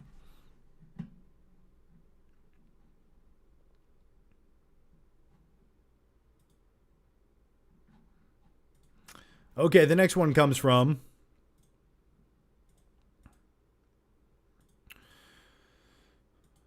Claudio Rogajan once again. Don't you ever leave me, Claudio. Don't you ever leave me. John, I enjoy those Seagal and Van Damme movies in a way that I laugh at them because I know they are bad. Maybe I watch Last Action Hero again, I'll enjoy it more. That being said, the ice cream cone kill made me laugh pretty hard because how stupid it was. And that was the point. And that's why he says the witty one-liner afterwards. Coin a phrase, you know, ice to meet you. Okay. All right, the next one comes from NRML Design. How's it going? Hey, John. All the action stars, I feel like Van Damme doesn't get the praise like all the others. He gave us Bloodsport and Kickboxer, two classics. Well, he also gave you a party popper like that right there and a roundhouse kick to the face. I love me some Van Damme. The unfortunate thing about Van Damme is he never quite had the same, I don't want to say charisma. I just don't think he had the same, and I don't even want to say like Arnold was a great actor, but he was a better actor than Van Damme. Maybe it was that French accent. People just like an Austrian accent, but he just didn't have the same acting chops, which he never got bigger and better movies. Right? Like, don't get me wrong. Van Damme, I think, got a lot of praise. I mean, he's a household name. He starred in a shit ton of action movies in the 1990s. One that I quite enjoy is a little movie called Lionheart. It's like kind of a cool street fighting movie. It's really cool. Check it out if you've never seen it. But the unfortunate thing with Van Damme is he also starred in a lot of box office bombs. I think like the most successful movie he ever starred in, and I mean, as the main star, I'm not talking about like Expendables or something, was like Time Cop. I think that was like his most financially successful film. But anyway, I think that was just the detriment of Van Damme. But damn, he was an action star through and through. So I'm not taking anything away from Van Damme, who was in fact the original Predator in 1987. Okay. Austin Burke's Pink Nipples back again. You actually made your name Austin Burke's Pink Nipples. That really, like, you dedicated time to going to Google and changing your username to this. I respect it. But anyway, here it goes. Do you show up on Austin's channel as well? Can you make your name for Austin? If you go to Austin's live streams, make your name like the Flick Picks Butthole or something. Can you do that for me? What in the name of Zeus's butthole? Do that, please. Okay. What's the worst Spider-Man 3 or the Amazing... What's worse? Amazing Spider-Man 3 or the Amazing Spider-Man 2? Now, that's a great question, and I think we could have a long conversation about that. And I'm going to ask you guys watching right now in this chat, which movie is worse? Spider-Man 3 from 2007 or the Amazing Spider-Man 2?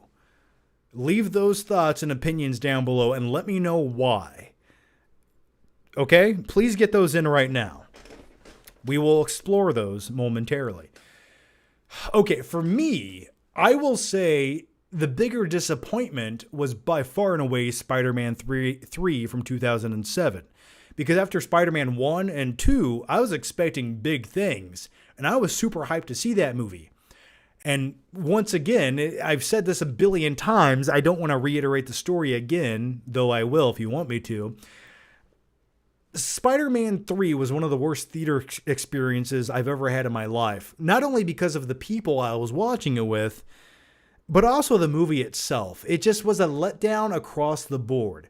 I don't think it did anything in the way that it should have, and it didn't give me the sense of closure in that trilogy that I wanted. It just felt like a bloated, discombobulated mess. And the tone was terrible.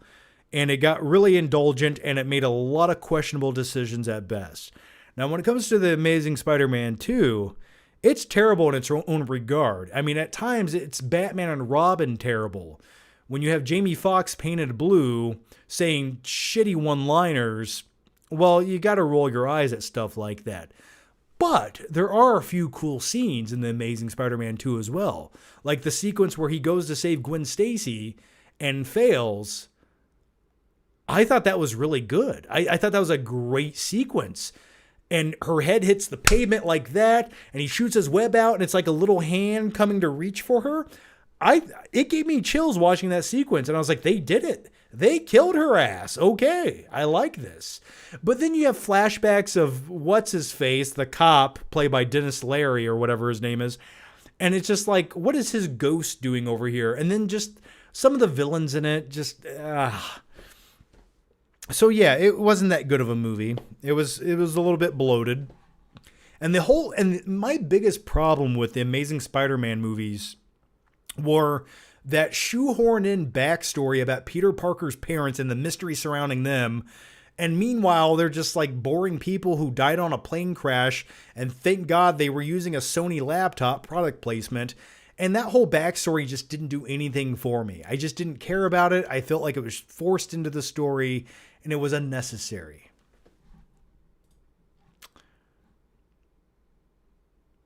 Okay, so let's see what you guys had to say. Blu-ray Addict says Amazing Spider-Man 2 is worse. Amazing Spider-Man 2 is worse. Giamatti kills as Rhino. Oh my God, I forgot about that. Another reason why Amazing Spider-Man 2 sucks ass. You hear me, Spider-Man? I'm going to get you. I'm going to get you. I'm going to be a mechanical rhino for about 3 seconds at the end of the movie. Yeah, terrible, terrible. And thank God for that ending sequence where you don't even actually see a fight scene between Rhino and Spider-Man. They were able to set up barricades for when this guy is committing acts of terrorism in the streets of New York City, so innocent bystanders could stand behind the barricades watching the fight take place. Everyone back up now. Back up. Watch it from the barricade. It's like, who had time to set all this shit up? Stupid. Okay. Spider-Man 3 was actually pretty good, but it's heavily flawed. Avocado Balls Johnson says Spider-Man 3 is a masterpiece. That's an interesting take. I think they're both on the same tier, if not, but one has solid action. Amazing Spider-Man 2 is the worst. Electro was one of the most stupid villains. Yeah, I don't like either of them. But I will say Spider-Man 3 was the bigger letdown because I didn't really care about the Amazing Spider-Man franchise. So they had a 2010 laptop in the 1990s. Yes, that's what it was. The flashbacks of his parents from the 1990s dying in a plane crash had a brand new Sony laptop. That's what was stupid about it. Yeah, just dumb little shit like that I can't stand. Okay. So thanks for the questions. Or thanks for the feedback on Spider-Man, Amazing Spider-Man 2 versus Spider-Man 3. Okay, the next one comes from 1982, Seb, who says, "Hey John, how's it going? I saw Predator Badlands. I think it's worth a watch. It's not brilliant, but it's not bad at the same time. It's a bit overloaded of CGI. Watching it in 4DX cinema in 3D would be a fun time." I went to 4D once, and after the seats were shaking after like the first 10 minutes, it really took a lot of my willpower to stay there because it was hard to relax. Listen, the reason something like a seat shaking works when you go to a theme park ride, it's because it lasts for like 5 minutes. But an hour and a half or 2 hours, it just becomes annoying. All right. But yeah, going back to some thoughts on Predator Badlands. Yeah, it's a very heavily CGI'd movie, but I really don't think there was a lot of other ways to make it. But it did feel a little bit CG-ish at times. I just wanted a little more grit in the movie. I guess that's what I wanted more than anything else. But anyway, thank you for the question. And you get a party popper. Do it now. Okay. All right. Let's go to the next one. And thanks for the question once again, man. Claudia Rogajan says, "Now that I'm thinking about it, there's more funny parts than I remember. The Hamlet scene, maybe in the movie, is not so terrible as I remember. Also, on Van Damme, I think he just never got out of the low budget movie bracket which is sad. Well, he tried at times. I mean, listen, they gave him the main starring role of a very popular IP at the time called Street Fighter. And I think after that failed at the box office, Hollywood just didn't give Van Damme a lot of other shots in big budgeted movies. Or at least that's my take on it. Bison! Let the people go! I don't even know if it was not a very good French accent.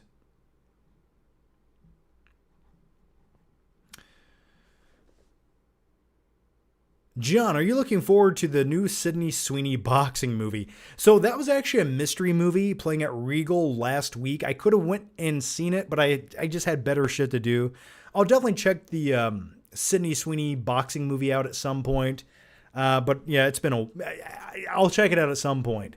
Oh, you know what I want to do with you guys right now before we continue on, and please feel free to get your questions in, is I want to talk about the brand new Michael Jackson biopic movie that we're getting next year. And we just got the trailer, I believe, yesterday.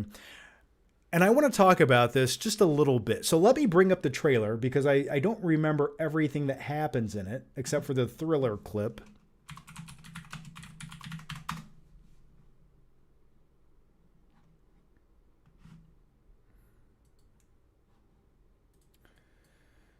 Okay, I got this pulled up over here. So when it comes to Michael Jackson, listen, the guy has had a lot of controversy surrounding him, but the thing you cannot deny is he is the quintessential, most famous pop star who has ever lived, and the dude was super talented. The music still stands the test of time. Anytime I hear a Michael Jackson song playing, I will stop and listen to it. And with Halloween just passing by, I probably listened to Thriller 57 times, and it never got old. So I'm really looking forward to this movie. But my biggest hesitation when it comes to a brand new musical biopic is, and if the theme keeps continuing on, which I'm probably assuming it will, is these biopics are so glossy and they just gloss right over the real drama of the stories of these artists, and they don't quite dive into the drama of their real lives. And I guess that's more or less what I want to see. Now, if you want to make a biopic and only focus on celebrating the artists and their music to capitalize on the fandom, because that's what most of these people want to see, and that's where the movie's going to make its most success, is being with its most broad appeal, is to the hardcore fan base that just wants to appreciate the music and come witness it up on the big screen. Okay, I get those things. But if you're going to make a biopic and call it a biopic, I want the real grittiness of his story. And I'm hoping that they don't gloss over the childhood trauma that he had to endure in the Jackson 5, where he never really got to experience a real childhood, and he had a very controlling and abusive father. I hope they focus on those things. I really do. I think those are like key elements to defining who he was as a person. But also, I'm looking forward to seeing him as the biggest pop star in the world in the 1980s, and the making of the Thriller music video. I'm really looking forward to those aspects of the movie, but I just want some of that grit to go along with it. But let's check out this trailer together just for a few seconds. Now, this does star Jafar Jackson, who is Michael Jackson's real nephew, and I will say they do sort of look similar. Now, I have not seen Jafar Jackson act in anything as far as I know. I don't know if he's a good actor. He can look the part, but then again, you can have a guy cosplay Michael Jackson and look like Michael Jackson, but it doesn't mean the performance is going to be top-notch. But I'm hoping it is. He looks good in this trailer. Let's take it from the top. God, yeah, right there, man. From that headshot, he looks like Michael. And like you focus, and it's definitely focusing on his stardom in the 1980s, which awesome. Can't wait to see it. I hope they do focus on when he was shooting his one music video where his hair lit on fire and he had third-degree burns, which he suffered from for the rest of his life. They better have that in the movie as well. Like, just don't skim over things like that. That's all I'm saying. I want the drama, not just the happy times. But yeah, you can definitely, like, look at that. I mean, right there, that's uncanny.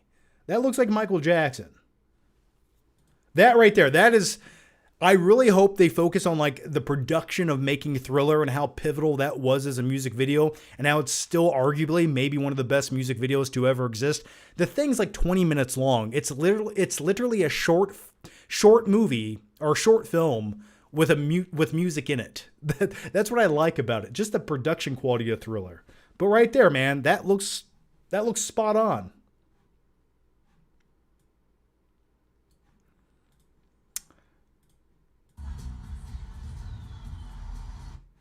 Yeah, I mean, just the music alone.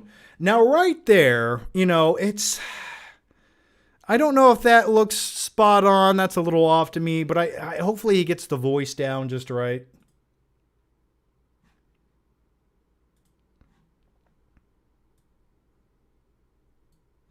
Man, the dude had moves. So yeah, that's the Michael Jackson biopic trailer. I'm looking forward to it. I think, it comes out next April. Comes out like basically a couple days after my birthday. I think it has a great director attached to it, which gives me some hope. Now, I've heard that this is actually part one of a part two biopic, and this is going to kind of leave off in the 90s when Michael Jackson, where more of the controversy surrounding Michael Jackson sort of develops in the 1990s, to say the least, and then later on in his life. And I definitely think this is the sort of biopic that lends itself to being a two-parter, because there's just so much that you need to tell when it comes to the story of Michael Jackson that truly feels like it's a movie itself with how crazy his life became. But anyway, I'm curious if we get part two. Someone said that part two comes out like 6 months after part one, and some other people were saying that they haven't even filmed part two. I'm not quite sure. It sort of reminds me of the biopic Straight Outta Compton a little bit, where I liked part one and I was hoping that we get part two, where it focused more on the late 1990s of the NWA and Ice Cube and Dr. Dre, but we never quite got that movie. And that's bizarre to me, because the first movie was very successful. I'm really surprised that they never made a part two. So anyway, what do you guys think about the Michael Jackson biopic trailer? Are you looking forward to it? When it comes to biopic movies, we had the Queen biopic movie with Freddie Mercury, Bohemian Rhapsody, and that to me was a huge letdown. It just felt like generic glossy Oscar bait that never really delve into like the real story of who Freddie Mercury was. I don't know. So I hope this doesn't do the same thing. But anytime a famous person's family has final say on the creative direction of a movie, well, they're not going to say, hey, put the worst shit about this person in your movie. They typically never agree to such things. So we'll see. Who's going to play Corey Feldman? I hope Corey Feldman.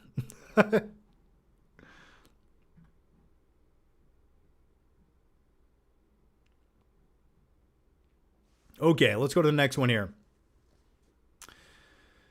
Whew. I did not expect to talk about that as long as I did.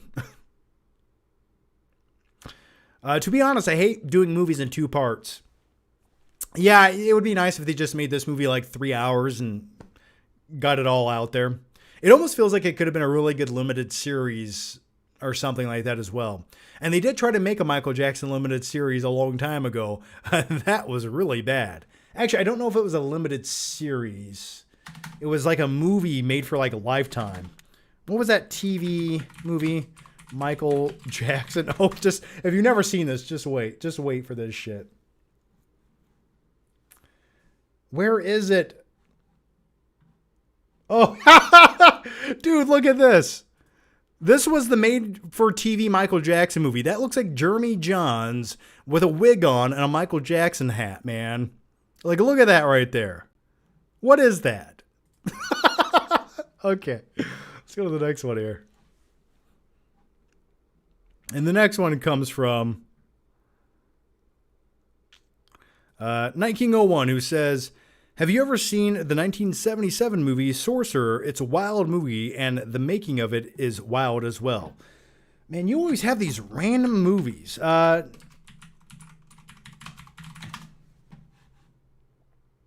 No, I've never seen this. Sorcerer? I like that. I think I've definitely seen this cover here. Now, that wooden bridge sequence, you know what that reminds me of? I've never seen this.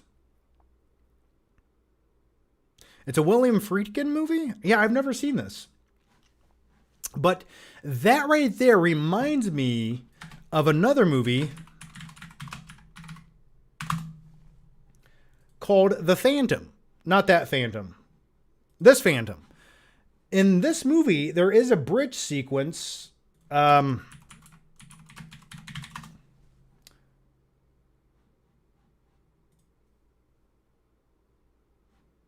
That it kind of reminds me of that wooden bridge. I don't know. Maybe I'm talking out of my ass right now. But anyway, I've never seen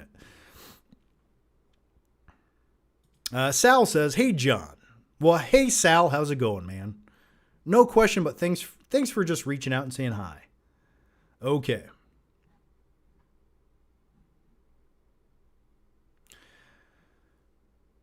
I was never a fan of Michael Jackson's music, so I'll probably skip the biopic, laugh out loud. Maybe I'll watch it once it comes out to streaming for free. Hey, fair enough. John, do you think the newer Ghostbuster films like Afterlife or Frozen Empire, do I like them? No, I do not. I hate the new Ghostbuster movies. I think they're terrible.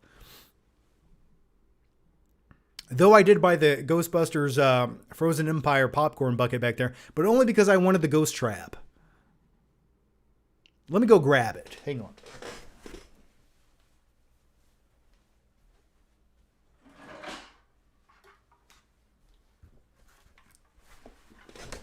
Yeah, I bought this.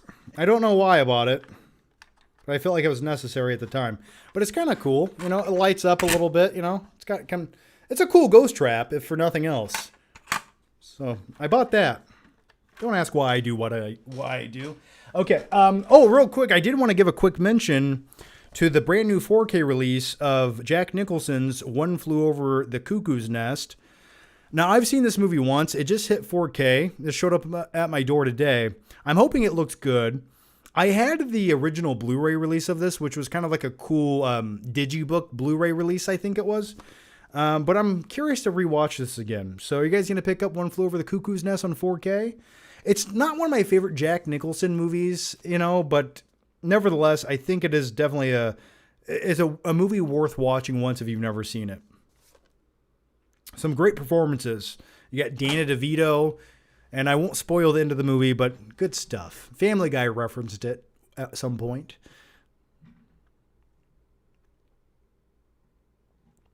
Nevermind Gaming says, Do you still eat frozen pizza? I'm not a fan of his music.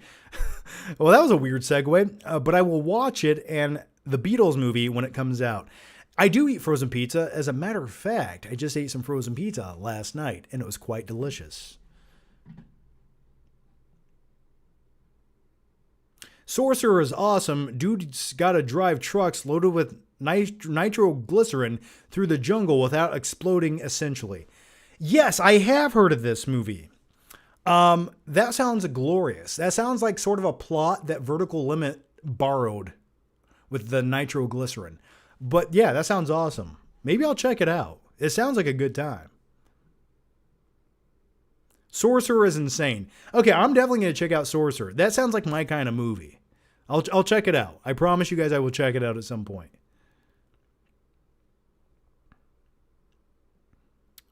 Okay, we got one here from Alan Smithy. How's it going, Alan? And you get a party popper, Alan. That one's empty. That one's empty. 3, 2, 1. That was a lame party popper. You get a better party popper, Alan. There you go. Okay, here it goes.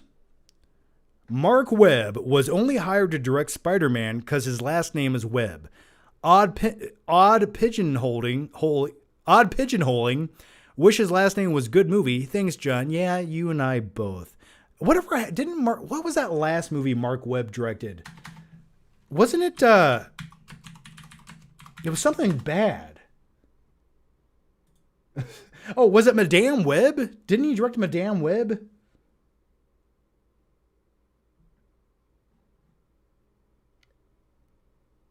Am I making that up? Or he directed Madame Web, right? Or no, that was some lady. A lady directed that. Okay. Yeah, okay. S.J. Clarkson directed that. What the hell has he done in the last couple years? He directed something that was sort of mediocre. Snow White! Yes! Oh, yes! Snow White. Okay. He wishes he would have directed Madame Web. I call it Madame Web, Madam Web. I call it Madame Web, okay? But Snow White, yeah, that's what he directed. Oh, all right. Hey, John, are you still picking up the 4K release of Under Siege? I don't know. Under Siege was never one of my favorite movies, so I don't know if I'll pick it up on 4K.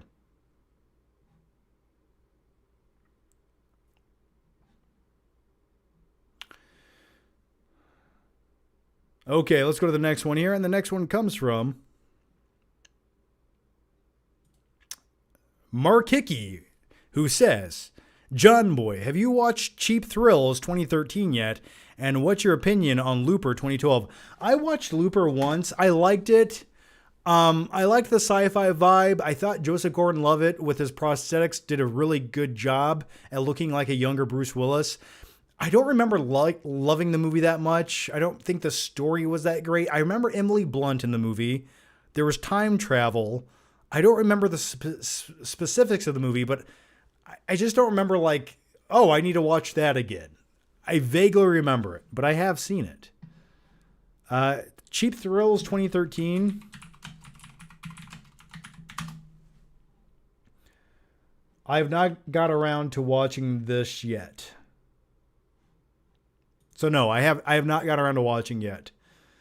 You guys give a lot of recommendations. There's only so much time in life.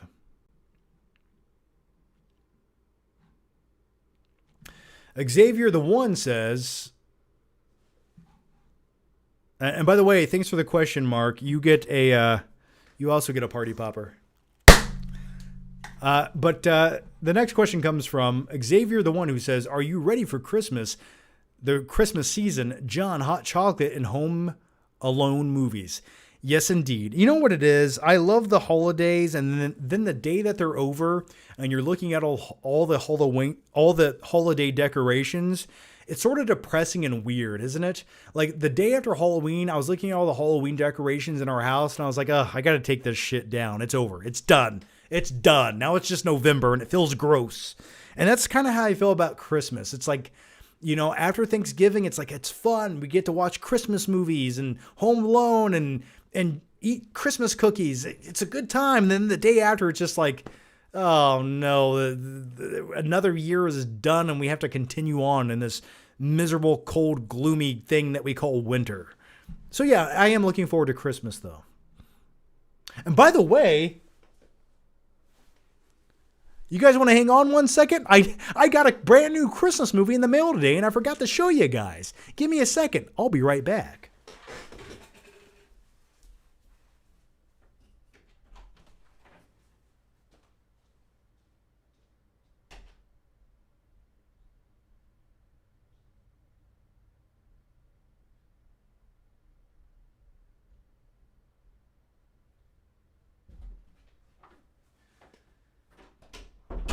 You're a mean one, Mr. Grinch.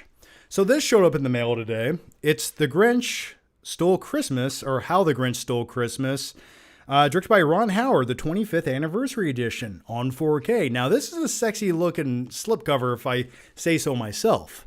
It's really cool. It's shiny. It's sleek. You got Jim Carrey up there as the Grinch. Really cool. Now, had they made this Blu-ray case green, it would have been that much cooler. I'm just putting it out there. Now, when it comes to How the Grinch Stole Christmas, I like the animated stuff, the Dr. Seuss books and whatnot. But when it comes to this Ron Howard movie, it is directed by Ron Howard, right? Or am I making that? It's directed by Ron Howard. I swear it to be true. Anyway, it does not say on here. But anyway, you know what's weird about this movie? I watched it like one time on DVD when I was younger, when it came out. And now this came out in the early 2000s. And this just was not the type of movie I wanted to watch in the early 2000s. for some odd reason. And now, had it came out in the 1990s, I think maybe I would have clung to it a little bit more. But I thought this movie was okay the one time I watched it.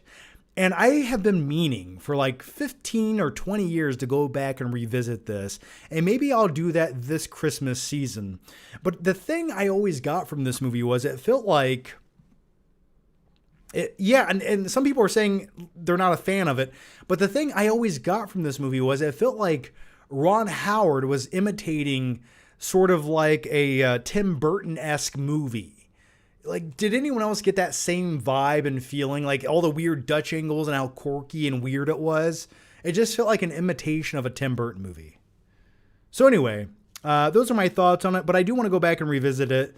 The fact that it's on 4K kind of gets me excited, but I just never been a huge fan of it. But I think the Blu-ray cover looks really cool. It is Ron Howard, right? Ron Howard Grinch movie. Yeah, it's directed by Ron Howard. Okay, that's what I thought. All right. But did anyone else get that like wannabe Tim Burton vibe from it? Like that's what they wanted. That's what they were going for. And it feels like they probably wanted Tim Burton to direct it, but he's like, I don't want to do it.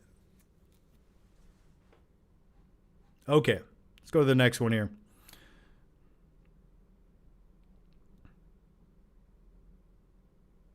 The next one comes from Night King 01, who says, I don't understand the ratings board. Predator Badlands has a crap ton of gore and gruesome imagery, but just because the blood is blue and green, it's okay to be PG-13. Make it make sense. Well, that's the thing. Whenever you have fantastical alien-like creatures where you can make the gore whatever you want it to be, where it isn't completely relatable to human blood, that's the difference. And that's how you get away with shit like that. And that's exactly why they did that story the way they did it, so they could get away with making a PG-13 Predator movie. So in a sense, it does make sense to me. But also the way that they present it, it doesn't look gory. It looks a little more like fantastical, if anything else. I guess I don't know why we have ratings boards. Who cares? Just watch the movie or don't. Why do we have to rate it? You know, if you're that sensitive, just stay home. But I think, you know, in all fairness though, when it comes to the Predator movies and trying to appeal to the masses as much as you can and making that new Predator movie PG-13, I almost feel like that was a disservice in more ways than it's going to help the movie with mass appeal, because rated R movies can do well at the box office. And I think we're at a point where people almost prefer that rated R rating, and it's almost a selling point to go see the movie. Now, sure, 9-year-old little kids might be excluded from that experience, but look at movies like Wolverine and Deadpool, or Deadpool and Wolverine. Sorry. That was rated R, made $1 billion. The Joker, rated R movie, made $1 billion. So I think sometimes that rated R rating helps the marketing of the movie. It's almost like, look at this visceral experience you're going to have. It's rated R. We didn't pull our punches. And I think when it comes to Predator, like that's something that should be a selling point. So I don't know. They sort of wanted to make Predator meets Avatar. So there you go. I'm not a pervert. I just wanted a Turbo Man. All right, let's go to the next one.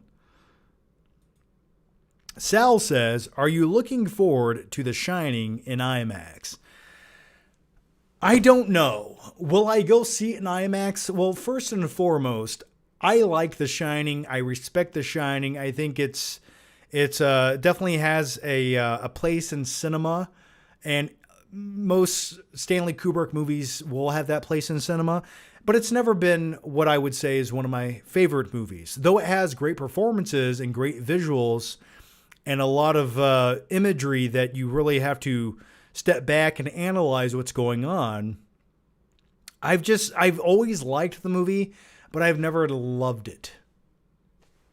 So will I go see The Shining in IMAX? I don't know. You know, my local IMAX theater is technically a Limax theater, and it's at a dilapidated, rundown piece of shit AMC theater where it smells like cat piss, and the seats are flat as a doormat. Okay, this is the worst theater in town. They have closed multiple times because their AC breaks, but secretly they've been closing because they have a bed bug issue, because they do in fact have cloth seats, and that theater has looked the same since 2000 when it opened up. It's exactly the same, except just it's falling apart. Why people go there, I'll never understand. Why they pay money to see movies there, I will never understand. But I would never go there unless I absolutely have to. So that's where I would have to go to see The Shining in IMAX. Unless I went to a legit IMAX screening of it, which, don't get me wrong, now that would be awesome, but that's going to be 2.5 hours away in Indianapolis. And the seats at that theater also suck. So I think I'm at a point in my life, unless a theater has reclining seats, I don't know if I can justify the experience of going to it. I think I'm at that point in my life. My lower back needs that. The next one comes from Night King 01 again. Every time you mention Vertical Limit, I want to check out the movie, but then I think of the opening, which is the only part I've seen, and keep thinking that won't be topped. Night King 01, my movie recommendation to you, and you have got to watch it before we do another live stream next week, is you need to go watch Vertical Limit starring Chris O'Donnell. It's a thrill ride. I think you will enjoy it quite a bit. And that opening scene, does it get topped? There's some shit in that movie I think will compare to that opening scene quite a bit. And if you want nitroglycerin, it gives it to you. So go check it out, man.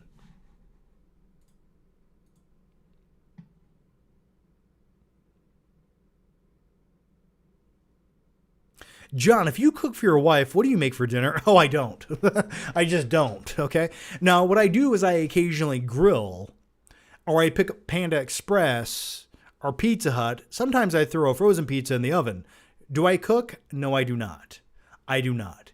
It won't taste as good. It's not better. It's a disservice to everyone. What are the latest updates and whereabouts of Tiny Todd? Well, I did think about the resurrection of Tiny Todd for this Halloween season, but it just didn't feel right. And I don't quite have the closure or the fortitude to bring him back just yet. John, what is your favorite dessert?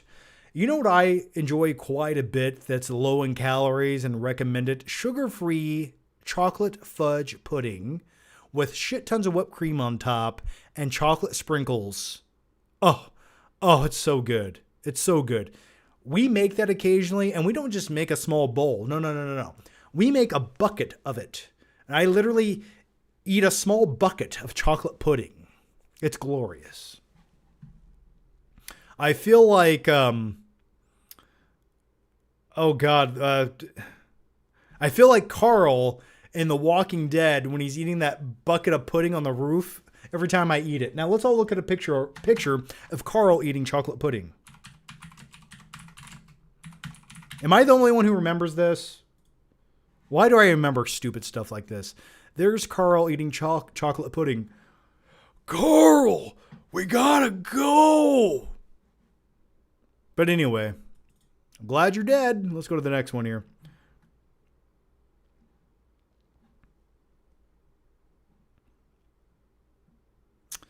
Okay. Claudio says I skipped his super chat. But I didn't. I answered it. Claudio. If I missed it, type it right now in the normal chat. I think I got to it, man. Can you remind me what it was? Because I don't see anything else here. Okay. All right, guys. I'm going to answer a handful of more questions. So if you have anything that's thought-provoking or you really want me to talk about it, get those questions in right now or forever hold your peace. Because we are at the 2-hour mark of the live stream and I'm getting hungry. I'm getting tired. But most importantly, well, I just want to go eat my McDonald's chicken wraps in the fridge with a Dr. Pepper. So get those questions in now.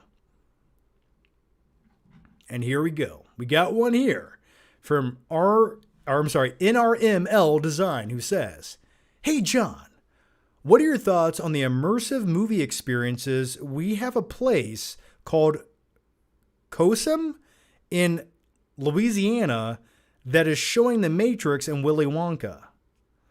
What makes it so immersive? Is it COSI or what is it? Cosum? Cosum Theater? What is that?"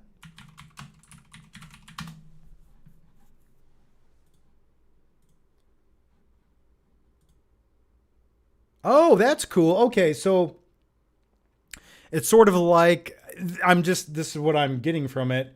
It's sort of like a more immersive theater experience where you have the 360 view and you can sit there and like eat dinner and watch stuff. Okay. Now, I have seen some of these in larger cities. I've never been to one, but I know like sometimes they show like WWE premium live events at these that you can watch. I would absolutely check one of these out if I had one to go to. I've never been to one, but I absolutely would check it out. So, yeah, it looks cool. I would definitely go if I could. But anyway, thanks for the question, man. And you get a party popper. Okay. The next one comes from Sal, who says, "Have you watched Pluberus? Is it Puberus? Am I saying this right? Do I not know how to read good? Pluribus? Pluberus? Pluribus? Oh, is this the thing on Netflix? I think my wife... No, did she watch this? I don't think she watched this. Oh, this is the Vince Gilligan series that no one knows anything about. Okay, sorry. Sorry, I had a brain fart. And now that I've evacuated that from my brain matter, I can talk now. I have not seen this. I want to see it. It has Kim Wexler, who was in Better Call Saul. Is it good? Is it out? The most miserable... Oh, here's the plot. The most miserable person on earth must save the world from happiness. Interesting.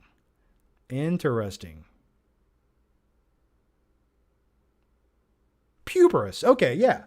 This makes sense now. I haven't watched it. Is it good? It's on Apple TV. So is it like self-indulgent? And I don't know. Let me know.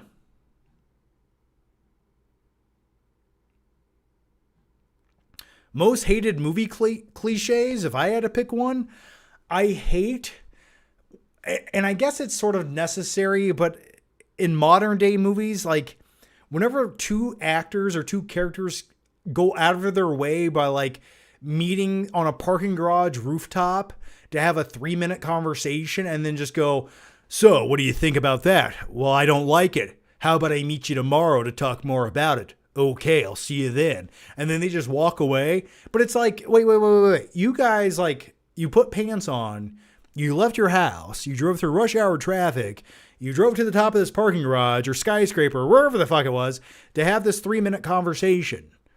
Huh. I don't know about that. Or also when, like, people during a phone call just, like, hang up.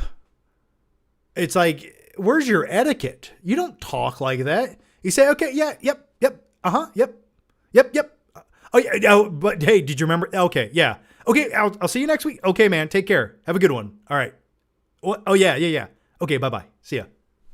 That's how conversations end. Okay, let's go to the next one here. Okay.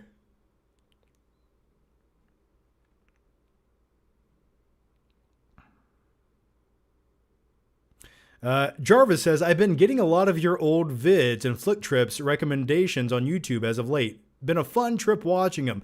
You know what's weird about that? I have too. And sometimes I go down the rabbit hole watching my old videos and random shit. And it's so surreal to me. It is so, like sometimes I rewatch the live streams the day after I make them because I can't watch them immediately afterwards because I'm like, that live stream sucked. You sound like a dumbass. And typically I do. But sometimes I go back and watch stuff that I make after the fact and I'm like, Yeah, that was pretty good. You had some good one-liners in there. But watching my older videos, I'm glad that they exist because you get to see every incarnation of who you are as you develop. And by develop, I mean your frontal cortex really does harden the older you get, especially if you're a male. And I can see the progression throughout my videos over the last 15 years. And it's truly horrific to witness at times. If you go way back to my early videos, there's definitely a darker, younger man there who's crying for help. But damn, it was comedy gold. Yeah, so thank you for that. Okay, let's go to the next one here. And the next one comes from Cup of Joe Media. How's it going, Cup of Joe Media? And here's your glorious party popper. The question is, John, I wanted to know if you paid the $70 price tag for the 4K remaster of Master and Commander. I get one's indulgence buy for Black Friday. I need to know if it's worth it. So I have not bought the $70 4K remaster of Master and Commander. Now, when it comes to that movie, I think it's a phenomenal film and one of the most underrated films ever made. If you've never seen Master and Commander, I cannot recommend a time period epic that will move you and make you feel something that's completely immersive and thought-provoking and interesting as Master and Commander. Just the scope and tone of that movie alone is phenomenal in every way, and I don't think they could almost remake it or reproduce it by modern-day standards because it would just look like digital nothingness in front of a green screen. But the fact that they actually had these 1800s boats and practical effects, for the most part, it's a testament to filmmaking. So, back to your question, I would love the 4K Master and Commander. If Santa Claus wants to bring it to me for Christmas, I will definitely accept it, and I'm always on the lookout for it at a cheaper price. But I'm not paying $70 for it. I'm just not. If I find a good deal, I'll definitely pick it up. And by the way, I've heard, just as of today, that Nightcrawler is getting a 4K release next summer. So that's pretty awesome as well. And that will be a gift I give myself. Okay. But thanks for the question. And if anything, Master and Commander needs a 4K release because the Blu-ray always looked really dingy to me and gross. And I'm hoping the 4K transfer looks good.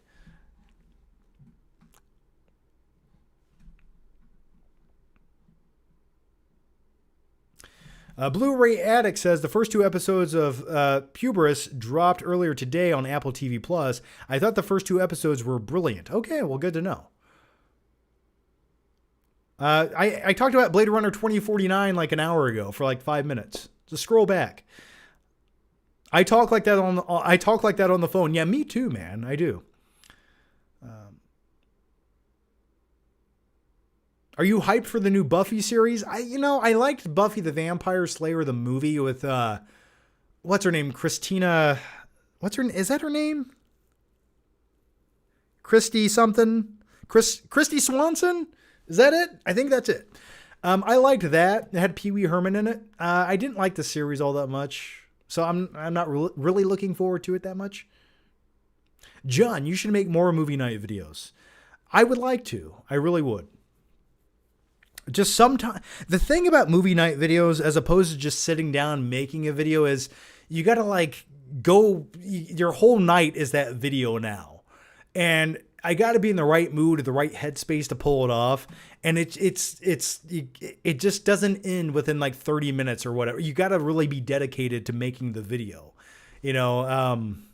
so I would like to do more movie night videos.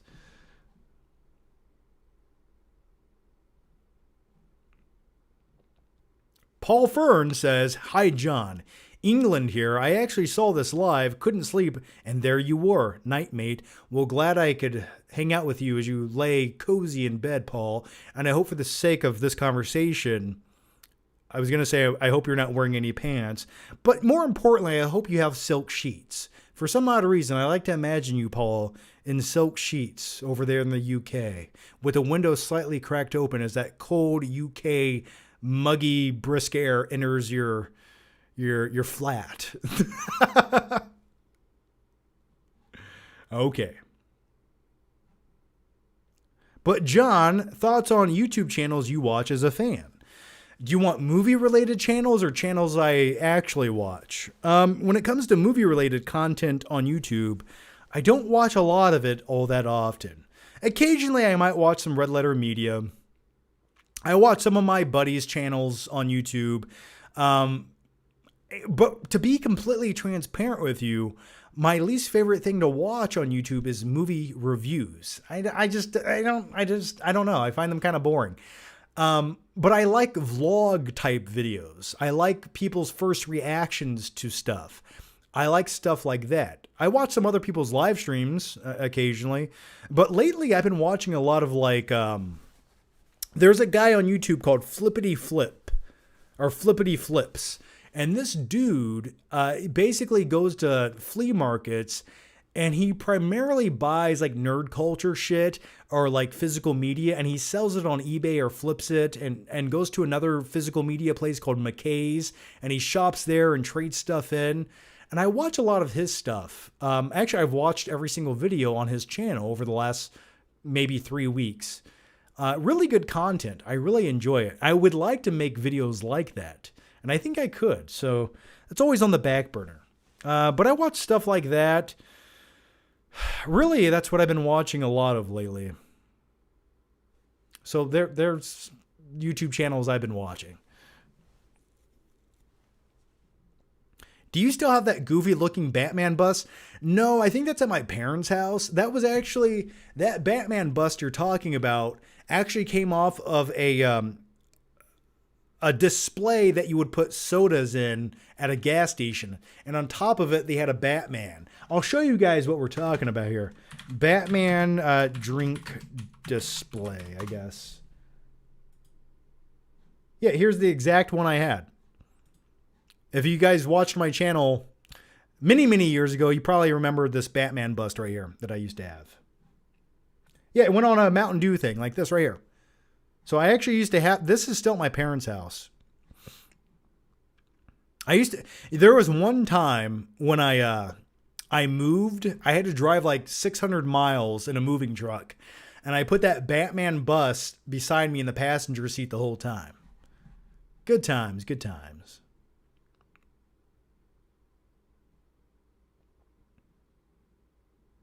Okay, the next one comes from Robert Giacinta. How's it going, Robert? Thank you for joining me once again.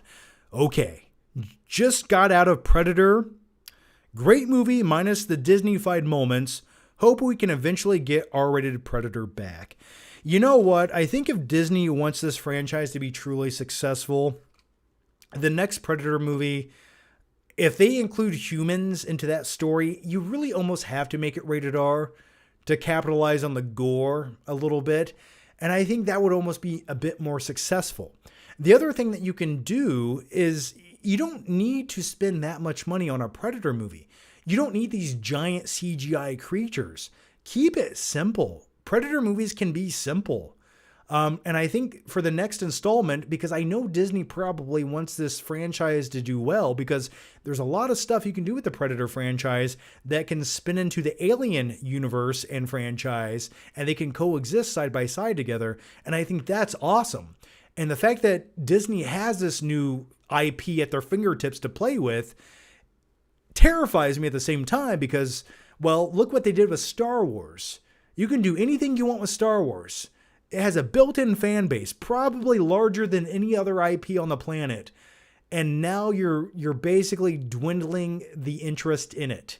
And that's because you guys keep making terrible creative decisions, Disney. And I think you should really fire your head of your CFO, your CEO, and implement me into the position, and I'll introduce some common sense into the equation. And by common sense, we'll go back to basics. And the first thing I'll do is I'll implement blank check part 2. There, I said it. Okay?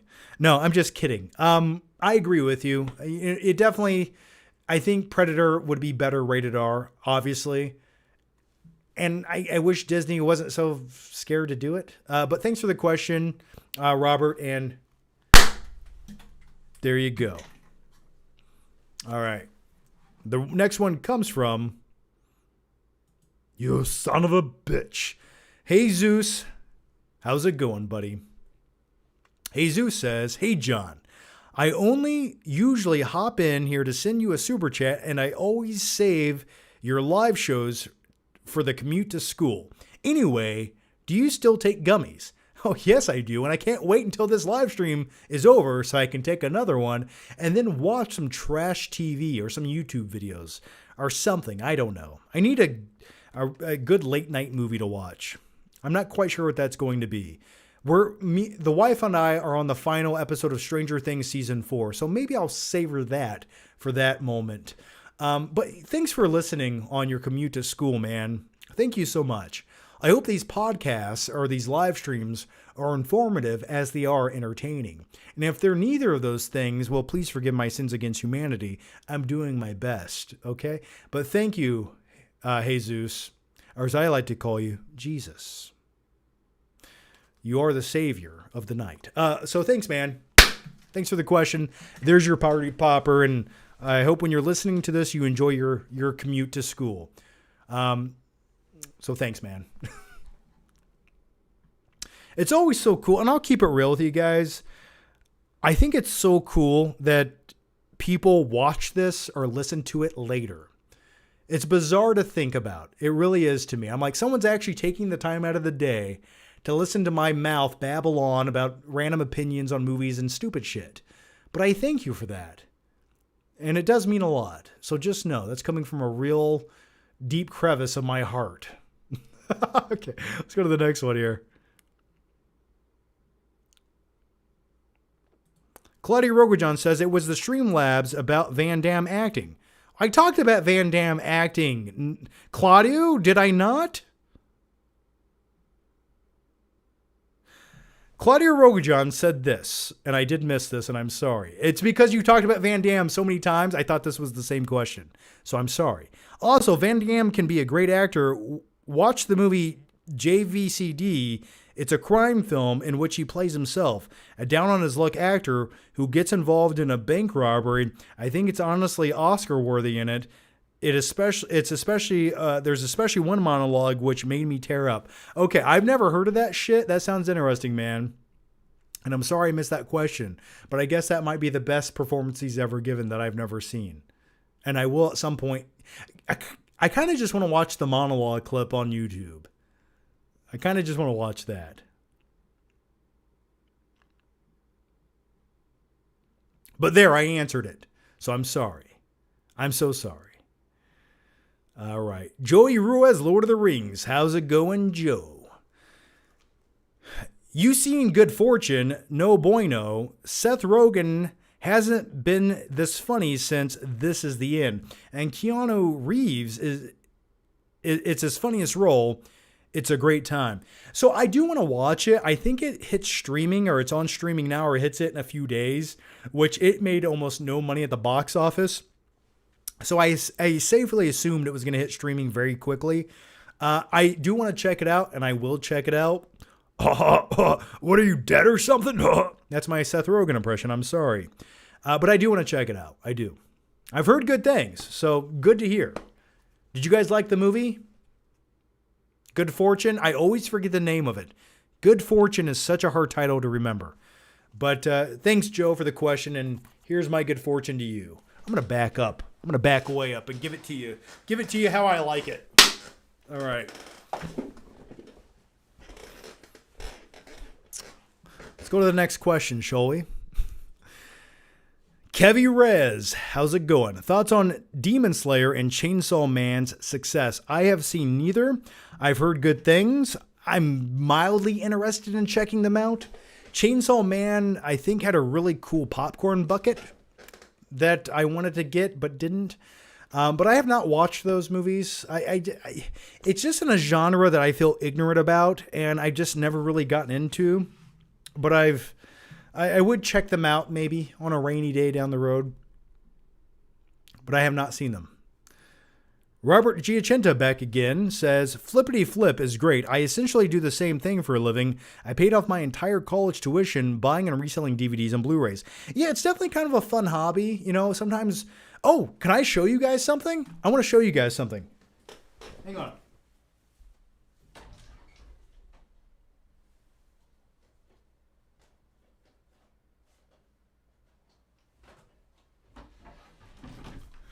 Okay. So, speaking of like looking for physical media and flipping it, it is a hobby and I do find shit that I want to keep along the way. But really, it's a way to keep me busy in my older years so I don't get cooped up in the house. But I found this movie the other day at a store. I paid $2 for this. This is Renaissance Man starring Danny DeVito. Now, the great thing about this is it's brand new and sealed in the plastic. Brand new. It's also out of print.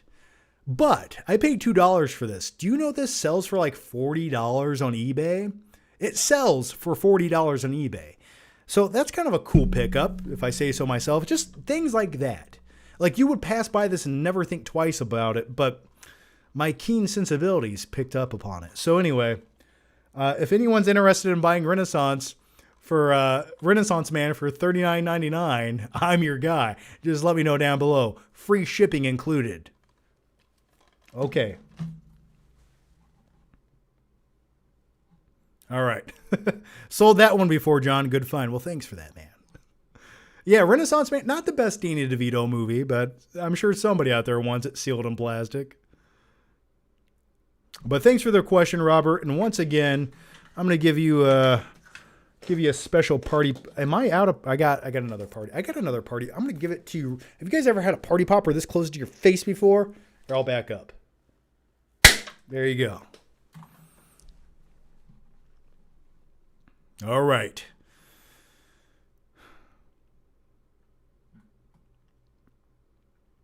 You've seen it 1,000 times? Really? Renaissance Man? I've seen it like once, and I don't even remember it. I just know I've seen it. Okay, should I open it up and watch it?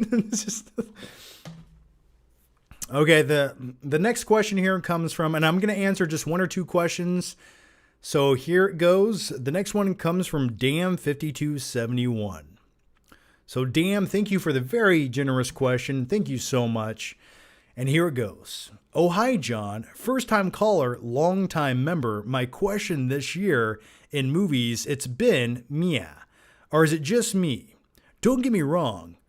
There's been 2 or 3 good ones, but not much excitement. But the good thing is mini Blu-rays.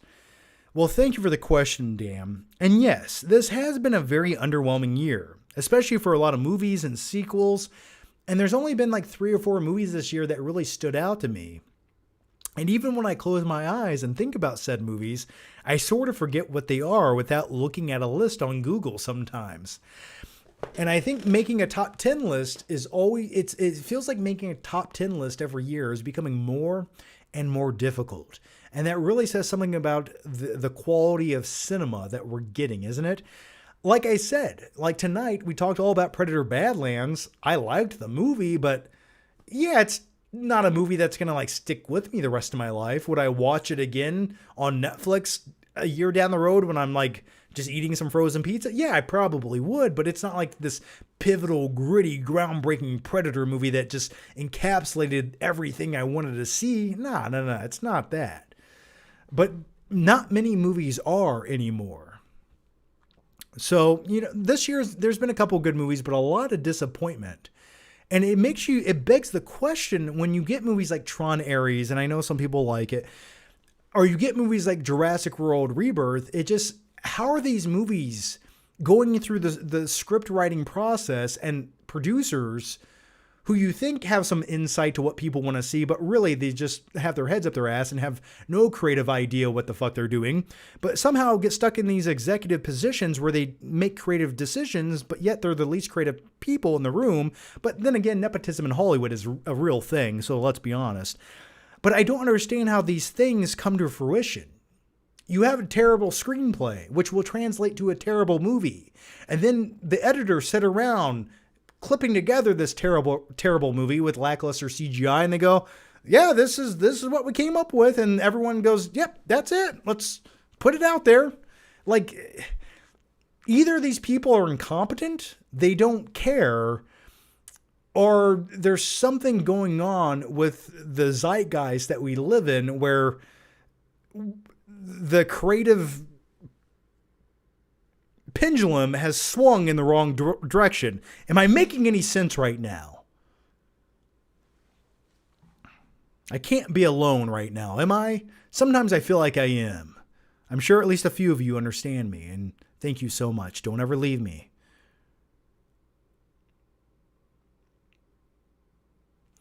Does your area have trash movie taste? It's very rare I find anything good. It really depends, man. And yeah, I live in Fort Wayne, Indiana. So yeah, I live in the Midwest. There's a lot of extra copies of XXX State of the Union laying around, if you know what I mean. But yeah, every once in a while you find a little gem hiding somewhere, you know? Got to keep looking. I was always on HBO as a kid. Yeah, you and I both, man. But anyway, Damme, going back to your question, I feel your pain, and thank you for the question. And you get a magical party popper, so thank you so much. And thanks for watching. Would you ever watch an AI movie with AI actors? Well, I feel like we're watching more AI movies than Hollywood is liking to admit. Now, do they have AI actors? Not quite. But I feel like a lot of these screenplays that we're watching were created by AI. And they'll never admit to it. The screenwriters will never admit to it. But if they're not utilizing AI, I would be shocked. I would be truly shocked.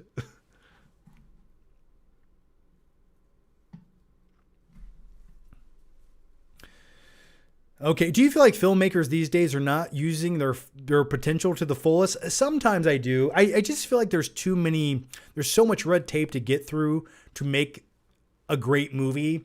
And you have all these people blocking the path that shouldn't be in the process in the first place. So yes, I think sometimes.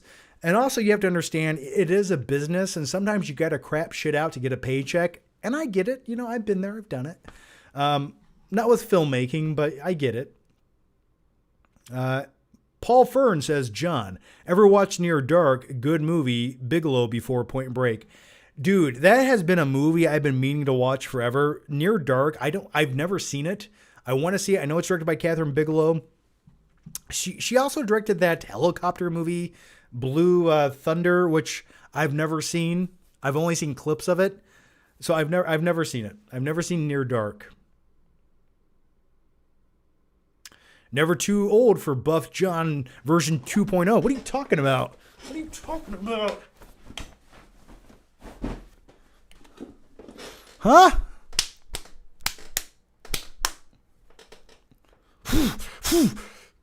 Okay, listen.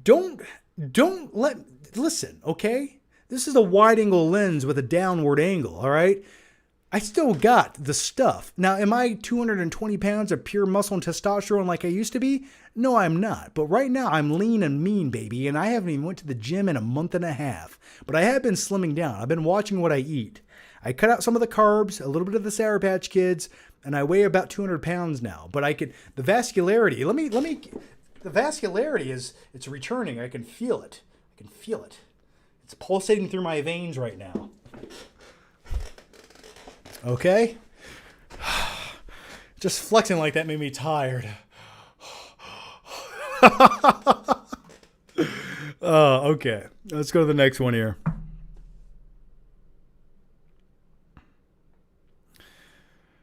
Night King 01 again says, John Woo's Hard Boiled has finally hit 4K, John. I think you should do yourself a service and get the film now. City on Fire, the movie that Tarantino was inspired by for the plot of Reservoir Dogs, is also in 4K now. By the way, you missed my pizza question. How do I always miss your questions, Night King 1? No, I had it here. Okay, I was ready to go.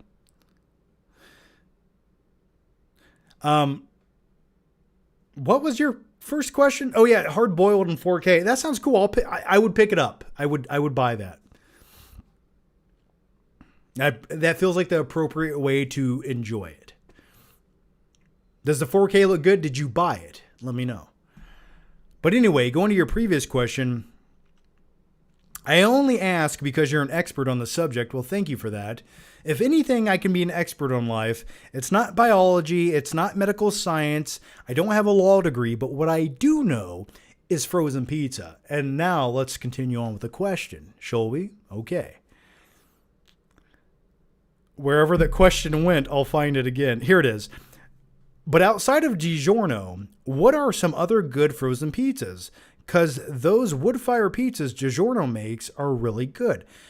Listen, I've tried every frozen pizza there is. Now, there's some imitators that try to make it taste like Pizza Hut pizza with cheesy stuffed crust.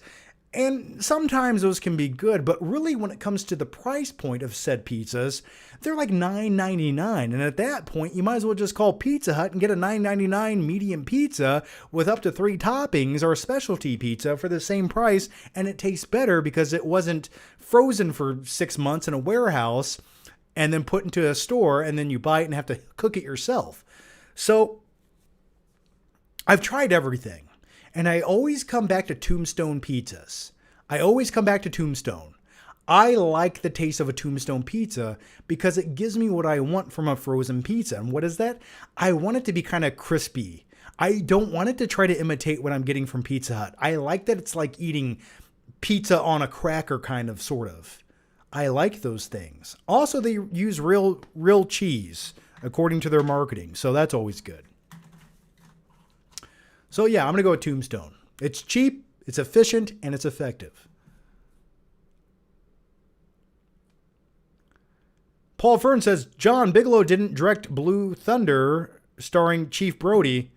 She didn't direct it? Who directed it? Did she have some kind of involvement in it? Or some kind of producer credit? I swear she did something with Blue Thunder. Catherine Bigelow did nothing with Blue Thunder? I'm just making that up? Okay, well, either way.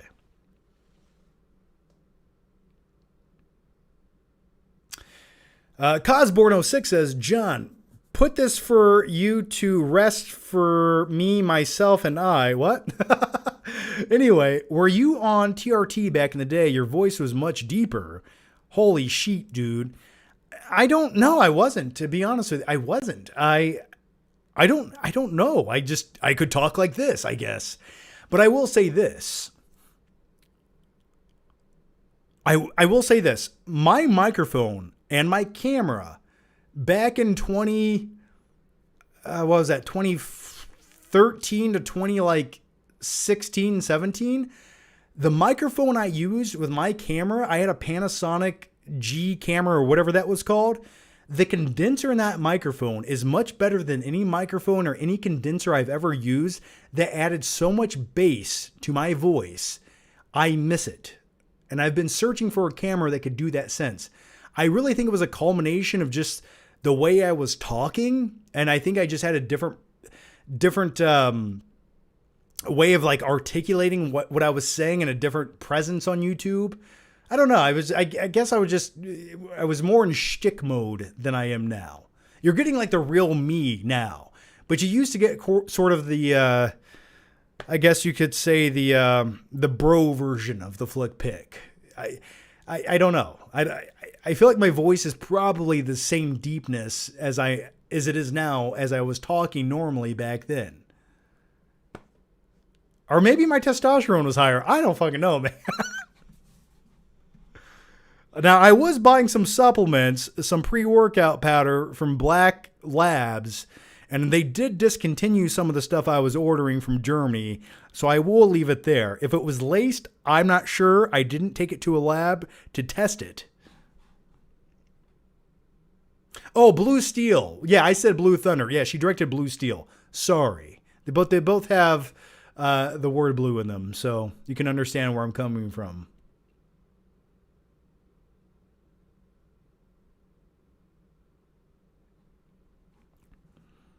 Okay, the next one comes from...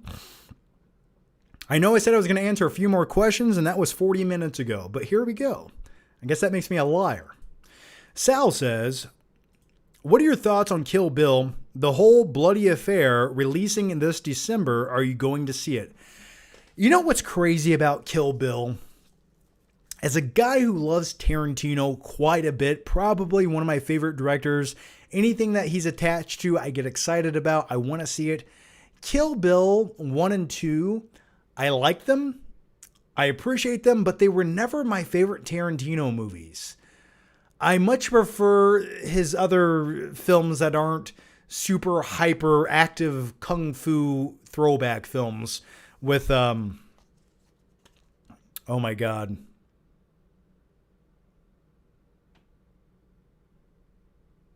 I forgot her name. Anyway, she's married to Ethan Hawke, right?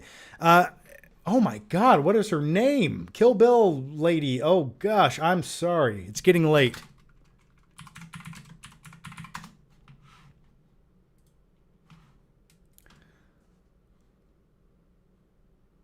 Uma Thurman. Oh my gosh, yes.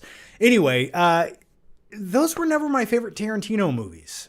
So I don't know if I'd go back to theaters to watch it again. I know a lot of people love those movies more than anything else Tarantino has made. Maybe I'm a weirdo, but they were just never my favorites. Call me crazy. All right. Yes, Uma Thurman.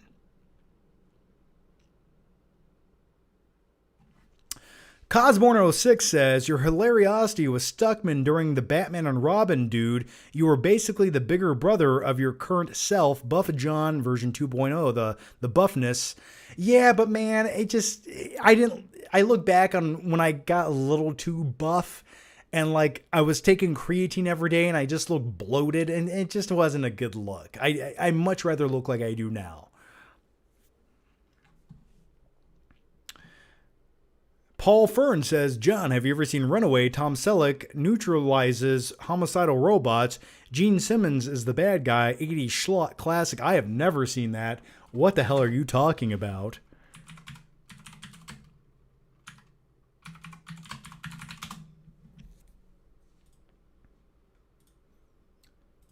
Let's look at this up together. Oh my gosh. Okay.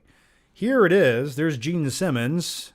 His head always looked like an SOS pad, didn't it? Like, you could just tell that hair was holding on for dear life. There he is there, looking crazy. That mustache, though, on Tom Selleck, man. Oh, that's beautiful. Yeah, I've never seen this. This definitely looks schlocky as shit. Interesting. Never seen it.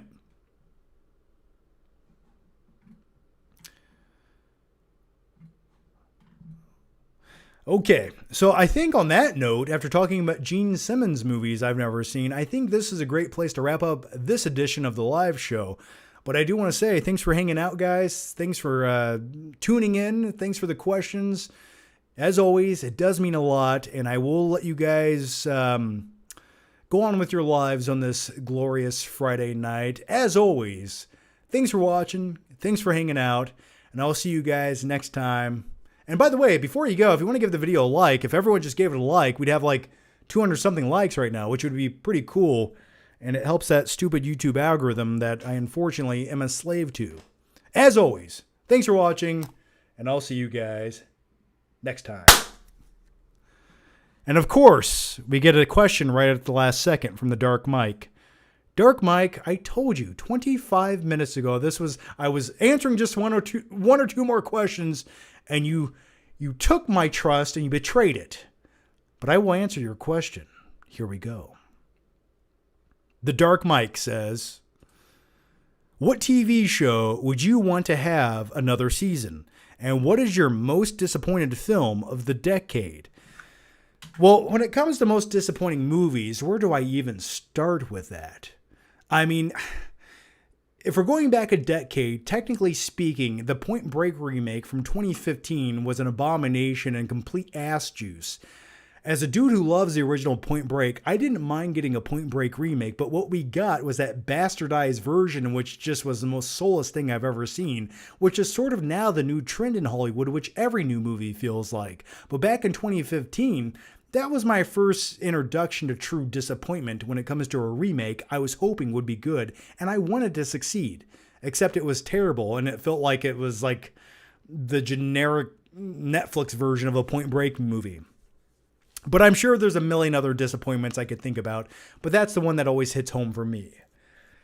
Now, to go to your next question here, if I could have a TV season or have one more season of another TV show, I don't know what that would be, because sometimes they run their course and it feels like by the last season, it's fulfilling enough. I'm going to answer with this. If anything needed another season, it was Game of Thrones. Game of Thrones not only needed another season, but deserved another season. Season 8 was too short. They had all these glorious story paths and characters that were evolved so beautifully and flowing, and they just abruptly chopped their heads off and said, fuck you, season 8's here. We don't want to write any more episodes of this shit. We're going to go direct a new Star Wars movie. Except, well, they didn't get to do that because the last season of Game of Thrones sucked so bad. So if any other TV series needed another season, I think Game of Thrones needed that season. Or at least I would have liked to have seen it. And someone else said Mindhunter. Yes, Mindhunter, another one.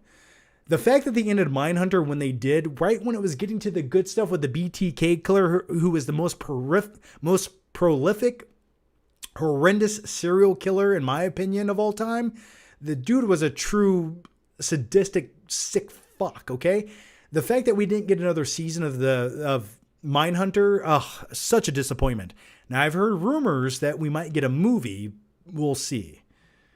But then again, all the other crap Netflix craps out with $150 million budgets, the fact that they can't just give Mindhunter a little bit of money to make it, and it's like, what is the David Fincher? Can you just like executive produce this shit so we can get it going?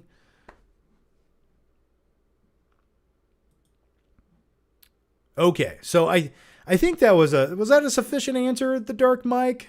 And by the way, Dark Mike, thank you for the question. You get a party popper. And with all that said, thanks for watching, guys. I'm really going to go now. I'm super hungry. And that snack wrap in my refrigerator is calling my name. That's a lie, but I'm going to go eat it. Take care, and I'll see you guys next time.